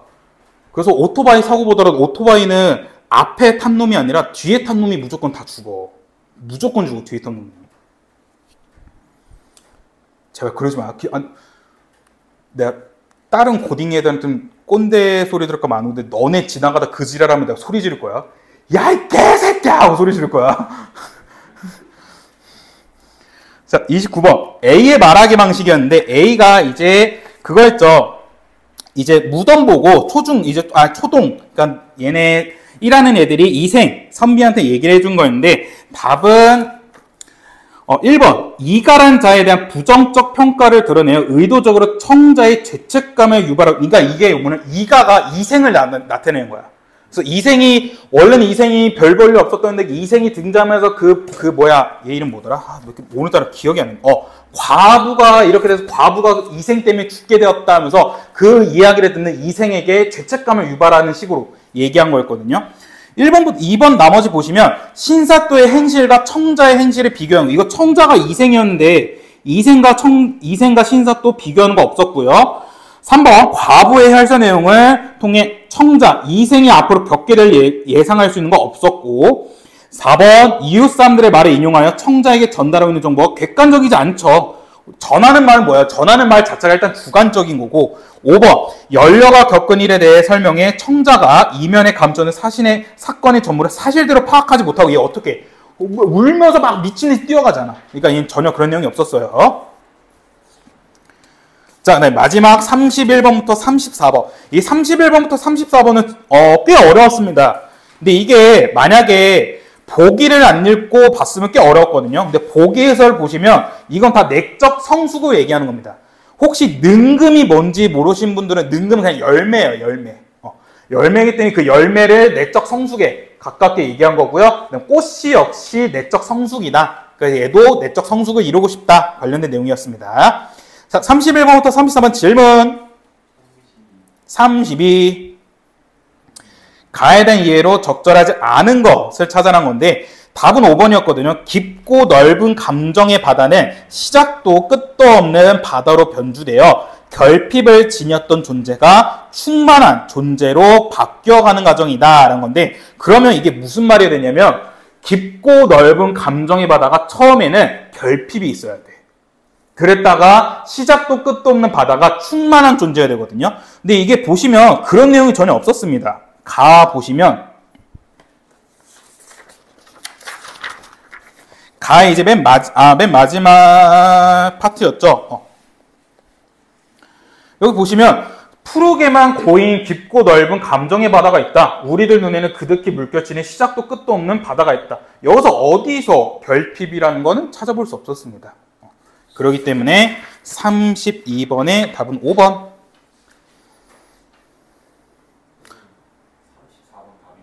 34번의 5번. 이거는 해설지는 제가 꼼꼼히 해서 그 PDF별로 다시 보내드리도록 할게요. 그러니까 그래야 여러분도 오답 정리할 수 있으니까. 그래서 혹시나 풀지 못하신 분들은 다시 한번 꼼꼼하게 풀고 보시면 좋을 것 같습니다. 32페이지 펴주시면 돼요. 32.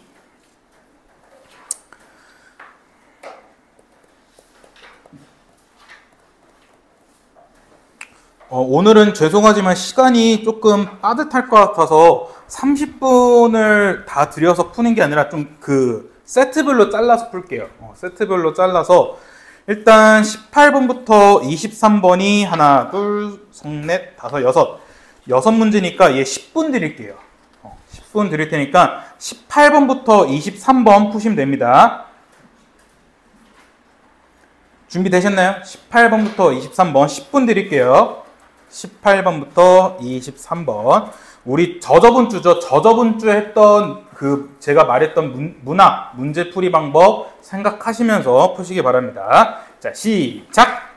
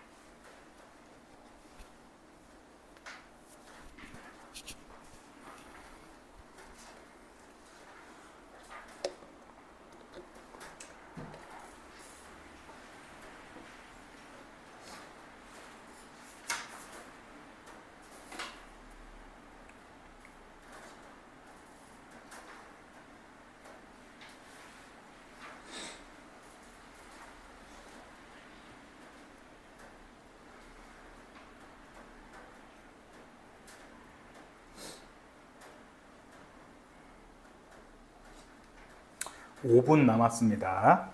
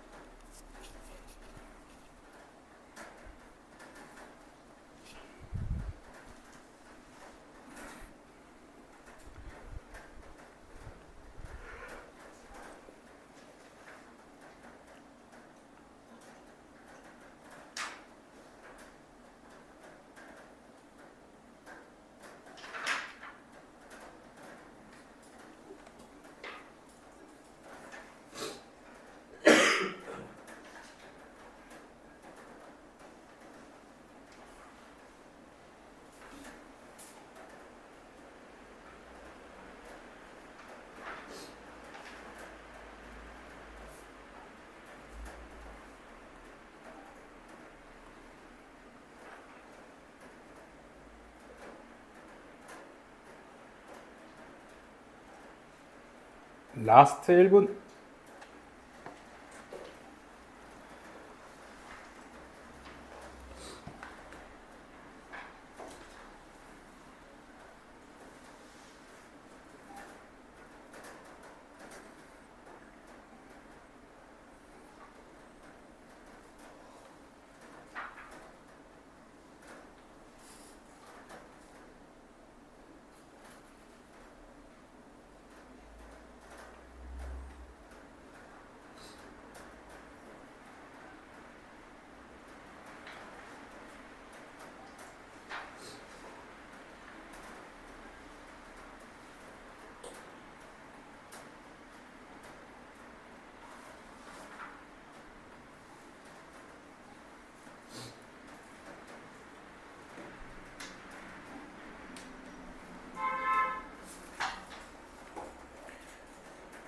끝.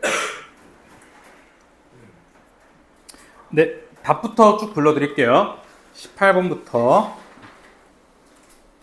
자, 18번에 2번, 19번에 1번, 20번에 4번, 21번에 3번, 22번에 2번, 23번에 4번. 다 맞은 사람. 네, 8월 달에는 다 맞기를.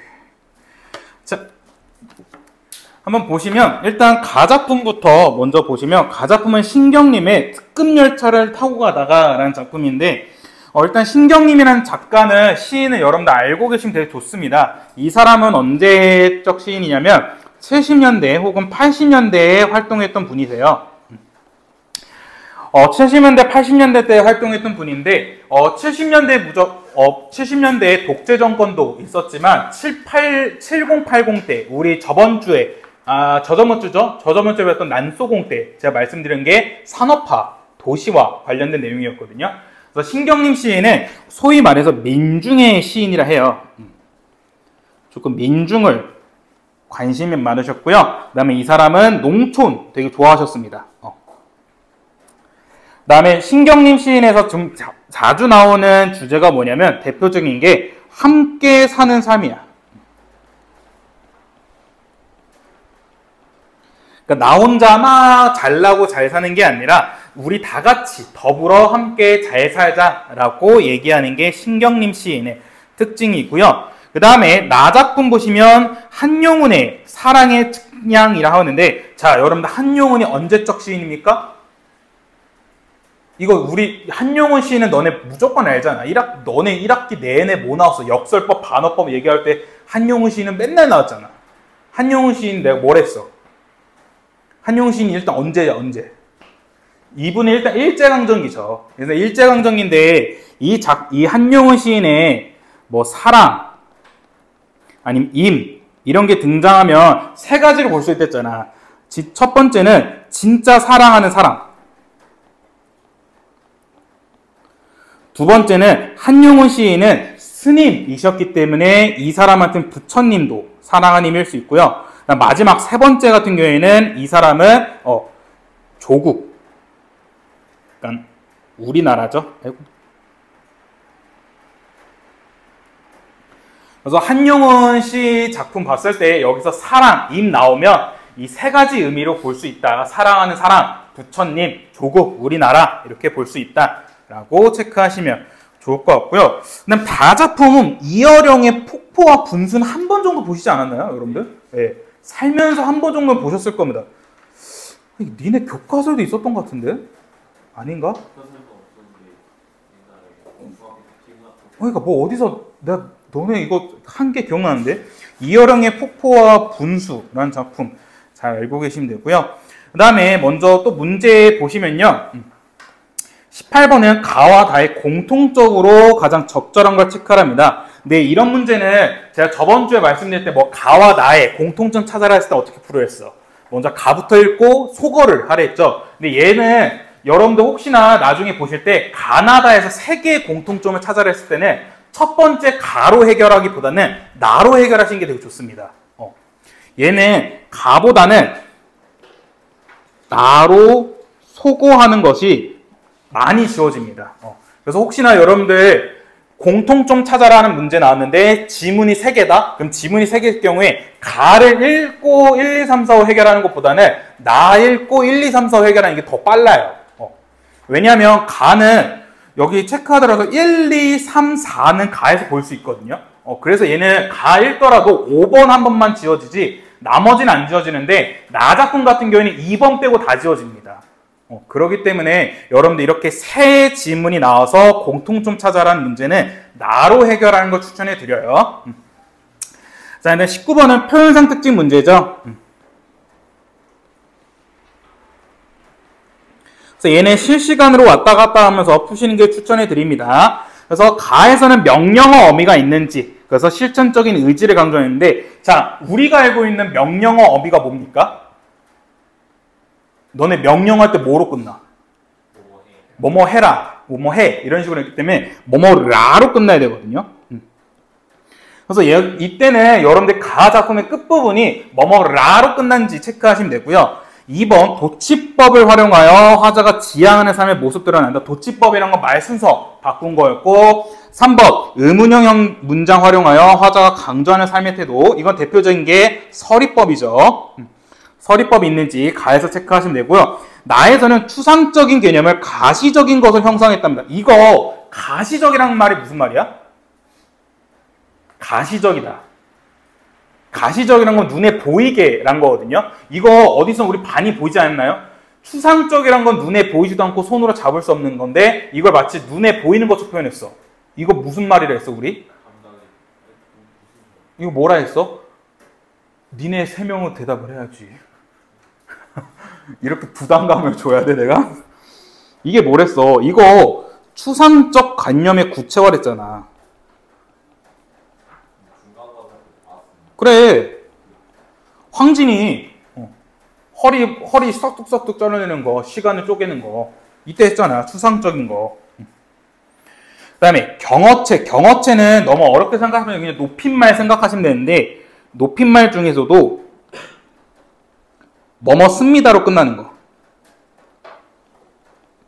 뭐뭐 비읍니다 라고 끝냈고 그 다음에 경어체 사용해서 긍정적인 태도 보여주는지 체크하시면 됩니다. 그래서 가 작품을 읽으면서 이 작품에 명령이 있는지 도치법이 있는지 서리법이 있는지 체크하시면 되고요. 나 작품을 읽으면서는 추상적 관념의 구차가 있는지 그 다음에 높임말, 경어체가 있는지 긍정적인 태도를 보이는지인데 혹시나 19번에 4번 선택하신 분들은 좀 안타깝습니다. 19번에 4번은 너무나도 적절했습니다. 왜냐면 자 생각해봐. 제목부터가 뭐야? 제목부터가 사랑의 측량이야. 사랑이 눈에 보여 안 보여? 눈에 안 보이는데 우리 측량한다는 건 재는 거잖아. 재면 어떻게 돼? 눈에 보이잖아. 그러니까 제목에서부터 이미 추상적 관념을 구체화시켰습니다. 그래서 19번에 4번 선택하신 분은 조금 마음이 아프고요.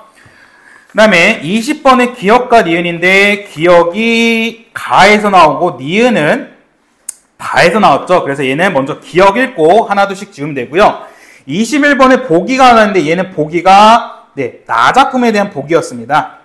그래서 보시면 한용운의 시를 관통하는 핵심은 임 혹은 당신에 대한 사랑이다. 사랑의 측량에 드러나는 사랑은 사랑에 대한 통념, 그러니까 일반적인 인식과 다르다는 거야. 우리가 일반적으로 알고 있는 사랑에 대해서 좀 반대대로 쓴다는 거야. 일반적으로 사랑은 서로 간의 거리를 좁히고 더 많이 알고자 하면서 서로 유사해지는 과정을 거치게 되는데 이게 일반적인 통념이야 지금.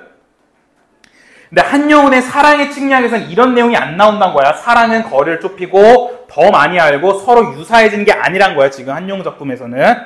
그리고 이 익숙함은 처음에 서로에게 가졌던 사랑의 숭고함을 소실시킨다. 그래서 사랑의 측량에서는 사랑을 측량할 수 있는 기준을 제시하고 나는 임과 멀어지는 슬픔을 느끼면서도 익숙함이 아닌 숭고함을 위해 거리가 멀어지는 슬픔을 받아들이며 변치 않는 사랑을 노래한다. 즉 사랑하는 사람과의 거리를 역설적으로 표현하여 임을 향한 사랑의 숭고성을 노래한 것이다 라는 건데 이게 본문 보시면 아시겠지만 이게 무슨 말이냐면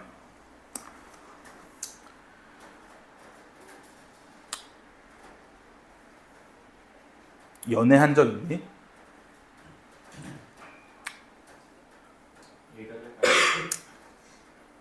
더 설명을 어떻게 해야 될지 모르겠다.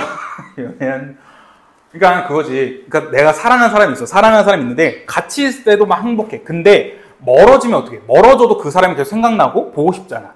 그러니까 지금 여기서 일반적으로 얘기한 건 뭐냐면 아니 가까이 있을 때 지금 일반적으로 사랑은 서로 좁히는 거래. 그러니까 좁히면 좁힐수록 사랑을 느끼는 거래. 그럼 멀어지면 사랑을 못 느껴야 되잖아. 그러니까 멀어지면 사랑을 못 느끼기 때문에 그 사람이 굳이 보고 싶은 마음이 들 필요가 없어. 이게 일반적인 통념이어야 돼. 근데 한용운 시인은 말이 안 된다고. 야, 가까이 있을 때 행복한데 멀어져 있어도 막 보고 싶고 그러잖아. 그러니까 오히려 멀어질수록 거리가 멀어지면 멀어질수록 임에 대한 사랑이 역시 더 커진다는 거야. 멀어지면 멀어질수록 그 사람이 더 보고 싶고 그 사람이 더 생각나고 이러기 때문에 그거에 대한 사랑이 더 커진다라고 생각한 게 한용운 시인입니다. 그래서 그걸 쓴 게 사랑의 측량 나 작품이었고요.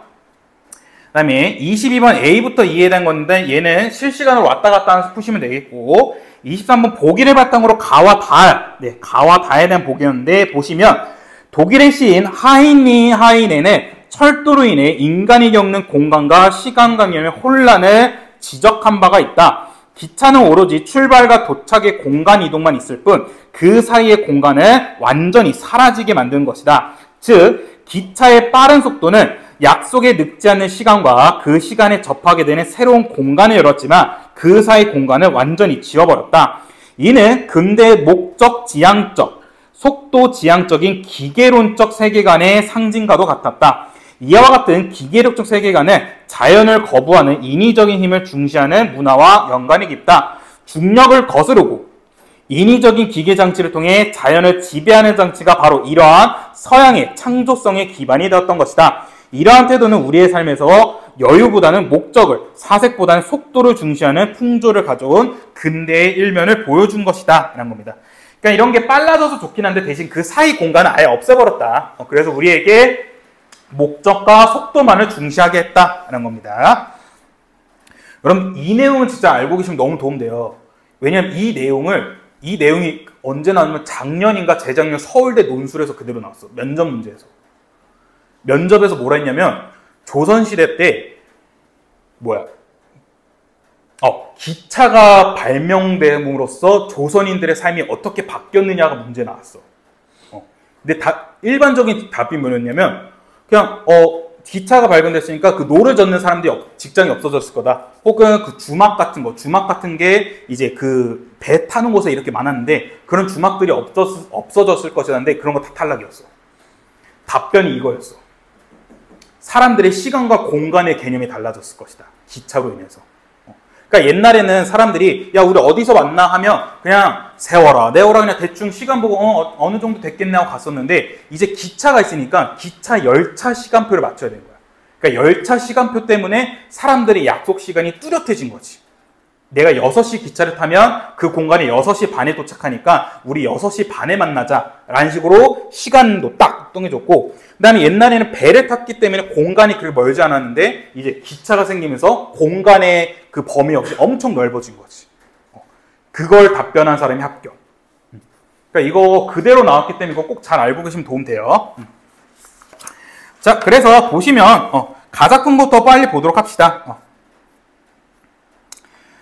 네, 가작품 신경님의 특급열차를 타고 가다가 근데 일단 23번의 보기에서 알 수 있듯이 이 특급열차는 그러면 신경님 작가는 별로 좋게 생각 안 하는 거겠죠. 왜냐면 특급열차로 인해서 속도를 중시하게 됐으니까.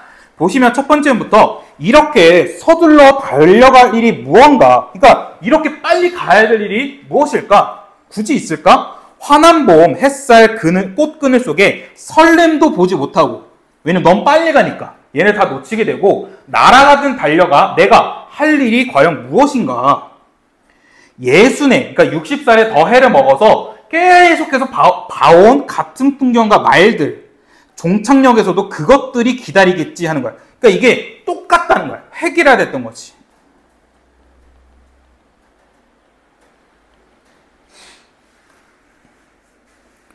획일화된 삶에 대해서 얘기를 하는 겁니다. 아니 이렇게 내가 빨리 가봐서 뭘까? 그 중간중간에 있는 설렘도 보지 못하고 그냥 그 종착역 도착해서 똑같이 내가 60년 동안 본 이 같은 풍경과 말들을 내가 똑같이 보겠지. 그러니까 획일화된 삶에 대해서 얘기하고 있는 거고요. 두 번째 연으로 가시면 들판이 내려다 보이는 산역에서 차를 버리자 하고 있습니다. 그러니까 이 산역에서 차를 버리자 하고 있는데 이 버리자라는 것은 명령이야 청유야? 이건 청유야, 뭐뭐자는. 왜냐면 우리 애들아 공부해라는 명령인데 우리 공부하자는 우리 같이 하자 했잖아요. 그래서 얘네 청유야, 청유. 그리고 걷자, 발이 부르트 때까지. 복사꽃 나오면 들어가 낮잠도 자고 소매 잡는 일 있으면 하룻밤 좀 술로 지내면서 이건 뭐야? 삶의 여유를 보내주는 거죠. 그러니까 우리 빨리빨리 가자는 게 아니라 여유롭게 가다가 낮잠도 자고 그 다음에 아는 사람 있으면 술 마시면서 하룻밤도 보내고 이렇게 지내자라는 건데 여기서 일단 그리고 걷자 발이 부를 때까지는 도치법 쓴 거죠.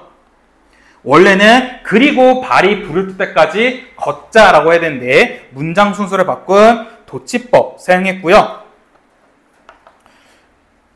그 다음에 마지막 년 이르지 못한들 어떠하랴 서리법 쓴 거죠. 야 우리 가지 못한들 어때? 그러니까 왜 어디 우리가 이르고자 그러니까 가고자 한 곳에 가지 못해도 어떠해? 하면서 서리법 도치법 쓰고 있고요. 풀씨들이 날아다가 떨어져 몸을 묻은 산은 파랗고 강물은 저리 반짝이는데 그래서 얘는 전체가 다 도치법 쓴 겁니다. 그러니까 풀씨가 날아가다가 떨어져 몸을 묻은 산은 파랗고 강물은 저리 반짝이는데 우리가 가지 못한 곳에 못 가도 뭐 어때? 라는 겁니다. 그러니까 천천히 가자, 여유를 갖자 라고 얘기하는 겁니다. 자, 그래서 이거와 관련된 문제 19번 보시면 되겠죠. 자, 19번에 가에 명령 있었습니까? 명령 없었습니다. 다 청유밖에 없었어요. 청유. 도치법 사용했고 서리법 사용했던 거 체크할 수 있었습니다. 또 20번 산역과 관련된 문제인데 산역에서는 좀 여유를 느끼는 거였죠. 삶의 여유. 근데 답은 그래서 4번 화자가 평소와는 다른 삶과 연결하는 장소이다. 끝이 평소의 삶은 어땠어? 평소의 삶은 특급열차 타서 빨리 가는 거였잖아. 근데 그게 아니라 산역에서 걷자라 했기 때문에 평소와는 다른 삶과 연결되는 장소였고요. 1번부터 보시면 조바심 말 안 되고요. 자연과 일체 글쎄 세모 표시 그 다음에 생각이 전환 글쎄요. 이것도 애매한 게 그러니까 문제가 뭐냐면 이 사람이 원래부터는 빨리 가야 된다 생각을 했어야 돼. 그러니까 답이 3번이라면 이 사람이 평소에 빨리 가야 돼 이 생각을 하다가 산역에 도착했다가 굳이 빨리 갈 필요가 있을까 해야 돼. 근데 이 사람은 1년부터 봐봐. 1년에서부터 굳이 빨리 가야 되나 이러고 있단 말이야. 그러니까 이 사람은 이미 생각이 전환이 된 상태에서 산역에서 차를 버리자 했기 때문에 그래서 20번에 3번이 틀린 겁니다. 그 다음에 과거에 겪었던 어려움 떠올린 거 관련이 없었고요. 그래서 답은 4번. 그 다음에 23번도 지워볼 거 지워보면 1번 가에 서둘러 달려갈 길은 특급열차를 타고 빠른 속도로 목적지를 가는 거 그쵸? 그 다음에 2번 가의 설렘은 근대의 삶과 연결된 게 아니었죠. 근대의 삶이란 건 특급열차 타는 거였는데 특급열차 타니까 설렘 볼 수 없댔잖아. 그러니까 틀렸지. 그 다음에 3번 가에 내가 할 일은 사색을 중시한다? 글쎄요. 사색을 중시하는 태도는 볼 수 없었어요. 이거 세모 표시. 4번 가의 그것들은 속도 지향적인 세계관의 반복적 일상을 의미한다. 끝이 그것들이 뭐였어? 그 똑같은 공간, 같은 풍경과 말들이었기 때문에 반복적 일상, 획일화된 삶 맞는 거죠. 그다음 5번 가의 복사급습은 우리 삶에서 여유 있는 모습을 보인다. 그쵸? 예, 맞았습니다. 그래서 지울 수 있는 게 2번과 2번, 3번 정도는 지울 수 있겠죠? 1, 4, 5가 확실하게 맞으니까 그럼 다를 읽고 1, 4, 5를 해결하면 되겠네요. 자, 그 다음에 나 작품으로 갑시다.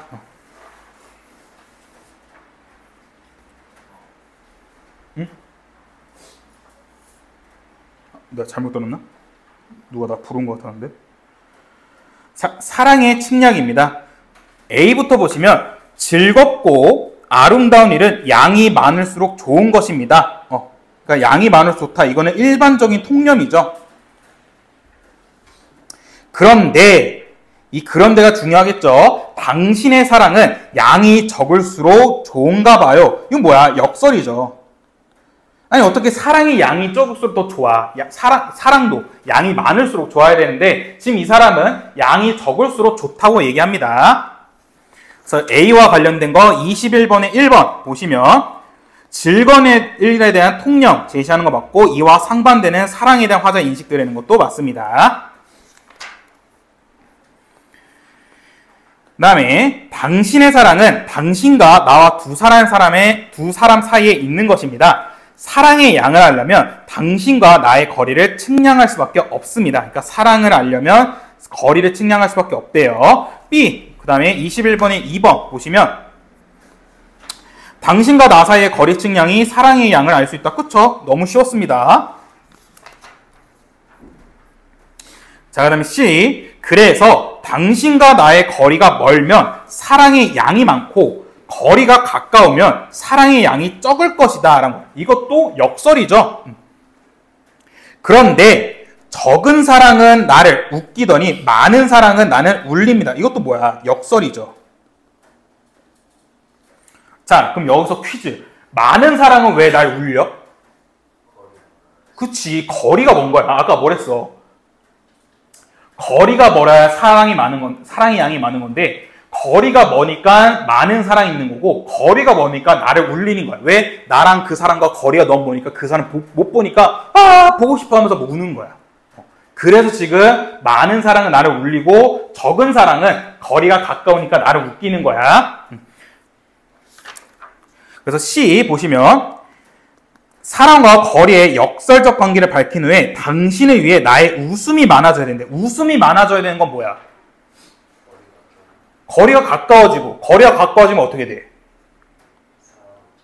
거리가 가까워지면 사랑이 적어지잖아. 사랑이 적어지면 좋겠어? 당연히 아니겠죠. 그러니까 답은 3번.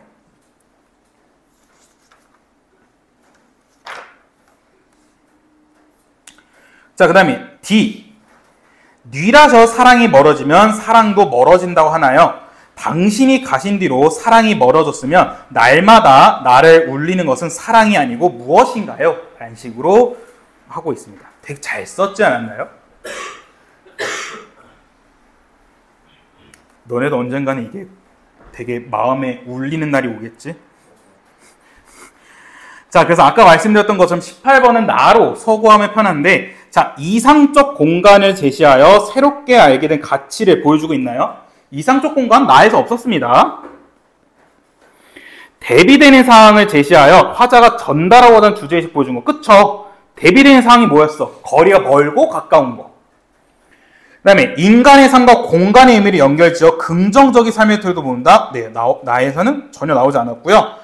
자연이 인간에게 미친 긍정적인 영향을 강조함으로써 자연 예찬적인 것 나에 없었어요. 부정적인 현실을 언급하여 이에서 파생된 절망감이나 비판적 태도, 네, 나에선 볼 수 없었습니다. 그래서 답은 2번. 그래서 이렇게 나의 공통점을 찾아라 했을 때는 가로 지운 게 편한데, 가나다 세 개의 지문이 나왔을 때는 나로 소거하는 걸 추천해 드려요. 나로 소거하면 되게 더 빠르게 표현할 수 있어요. 그 다음에 없죠. 나와 관련된 문제가.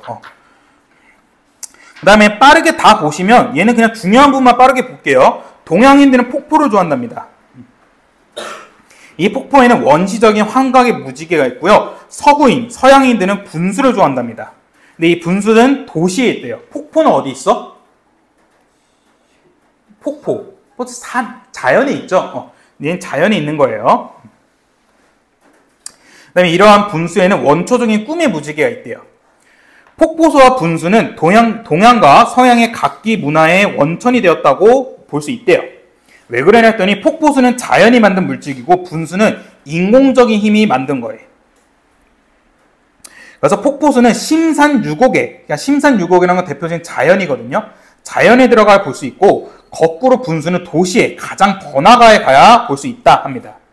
그래서 하나는 숨어있고, 그러니까 폭포수는 숨어있고, 그 다음에 분수는 겉으로 드러나 있다는 겁니다. 그래서 폭포수는 자연의 물이고 분수는 도시의 물, 문명의 물이라고 한 겁니다. 또 장소만이 그런 게 아니라 물줄기도 정반대래요. 폭포수는 시원하고 힘차고 우렁차고요. 그 다음에 높은 데서 낮은 곳은 낙하한대요. 그러니까 이건 뭐냐면 자연의 힘을 그대로 따라서 떨어진다는 거고요.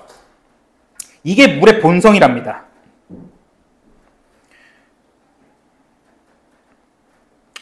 그래서 폭포수는 우리에게 물의 천성을 최대한 표현해주고요. 근데 반면에 분수는 그렇지가 않대요. 분수는 어떻게 되고 솟아오르죠. 솟아오르기 때문에 얘는 대지의 중력을 거슬러 역류하는 물이고요.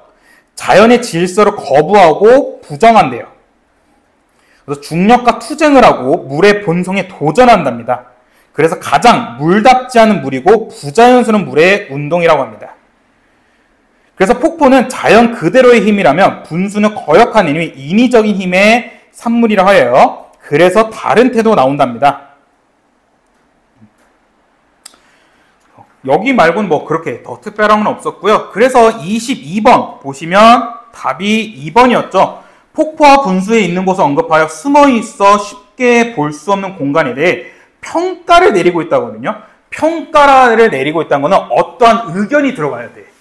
의견. 근데 봐봐. B 부분 보시면 B에 의견이 있어. 그냥 하나는 숨어있고 하나는 겉으로 들어와 있다. 이건 그냥 사실을 얘기한 거지 작가의 의견을 얘기한 게 없단 말이야. 그러기 때문에 22번의 답이 2번이었던 겁니다. 그다음 마지막 23번. 1번 보시면 원초적인 꿈의 무지개. 원초적인 꿈의 무지개는 서양과 관련이 있었거든요. 서양은 여유를 중시하나요? 이거 어떻게 할 수 있어? 틀렸어. 여유 중시하는 게 아니야. 어떻게 할 수 있어? 1번 왜 틀렸어? 서양은 여유를 중시하지 않아. 본문에 안 나와 있어. 본문에는 그냥 서양은 폭포야. 서양은 분수다 이 정도 나와 있어. 자연을 거스르고 인위적인 힘을 나타낸다. 답이 어디냐면 복이 있는 거야. 복이 뭐랬어? 중력을 거스르고 인위적인 기계 장치를 사용하는 거. 이게 자연적인 지배인데 얘가 뭐랬어? 기계론적 세계관이었잖아. 그러니까 기계론적 세계관이 서양인 거야. 그래서 기계론적 세계관은 목적과 속도를 중시하는 거야. 여유가 아니라. 그래서 1번이 틀린 거예요. 그 다음에 4번. 심산유곡은 폭포가 있는 곳이었는데 심산유곡은 거대한 자연의 힘에 물줄기가 있는 곳으로 기계적인 세계관이 지배하는 공간과는 대비되는 공간이에요. 그쵸? 답 4번.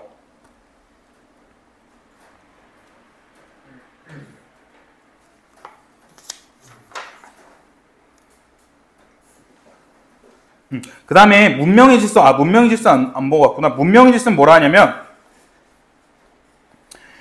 그들이 말하는 창조의 힘이란 것도 문명의 질서라는 것도 사회 움직이라는 것도 실은 광장에서 내뿜고 있는 분수의 운동과도 같다라는 겁니다.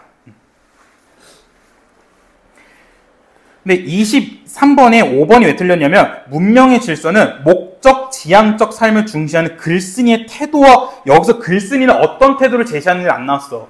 글쓴이는 그냥 이런 게 폭포랑 분수가 있다 이 정도만 얘기했지 자기는 그 둘 중에 뭐다 라고 얘기는 안 했습니다.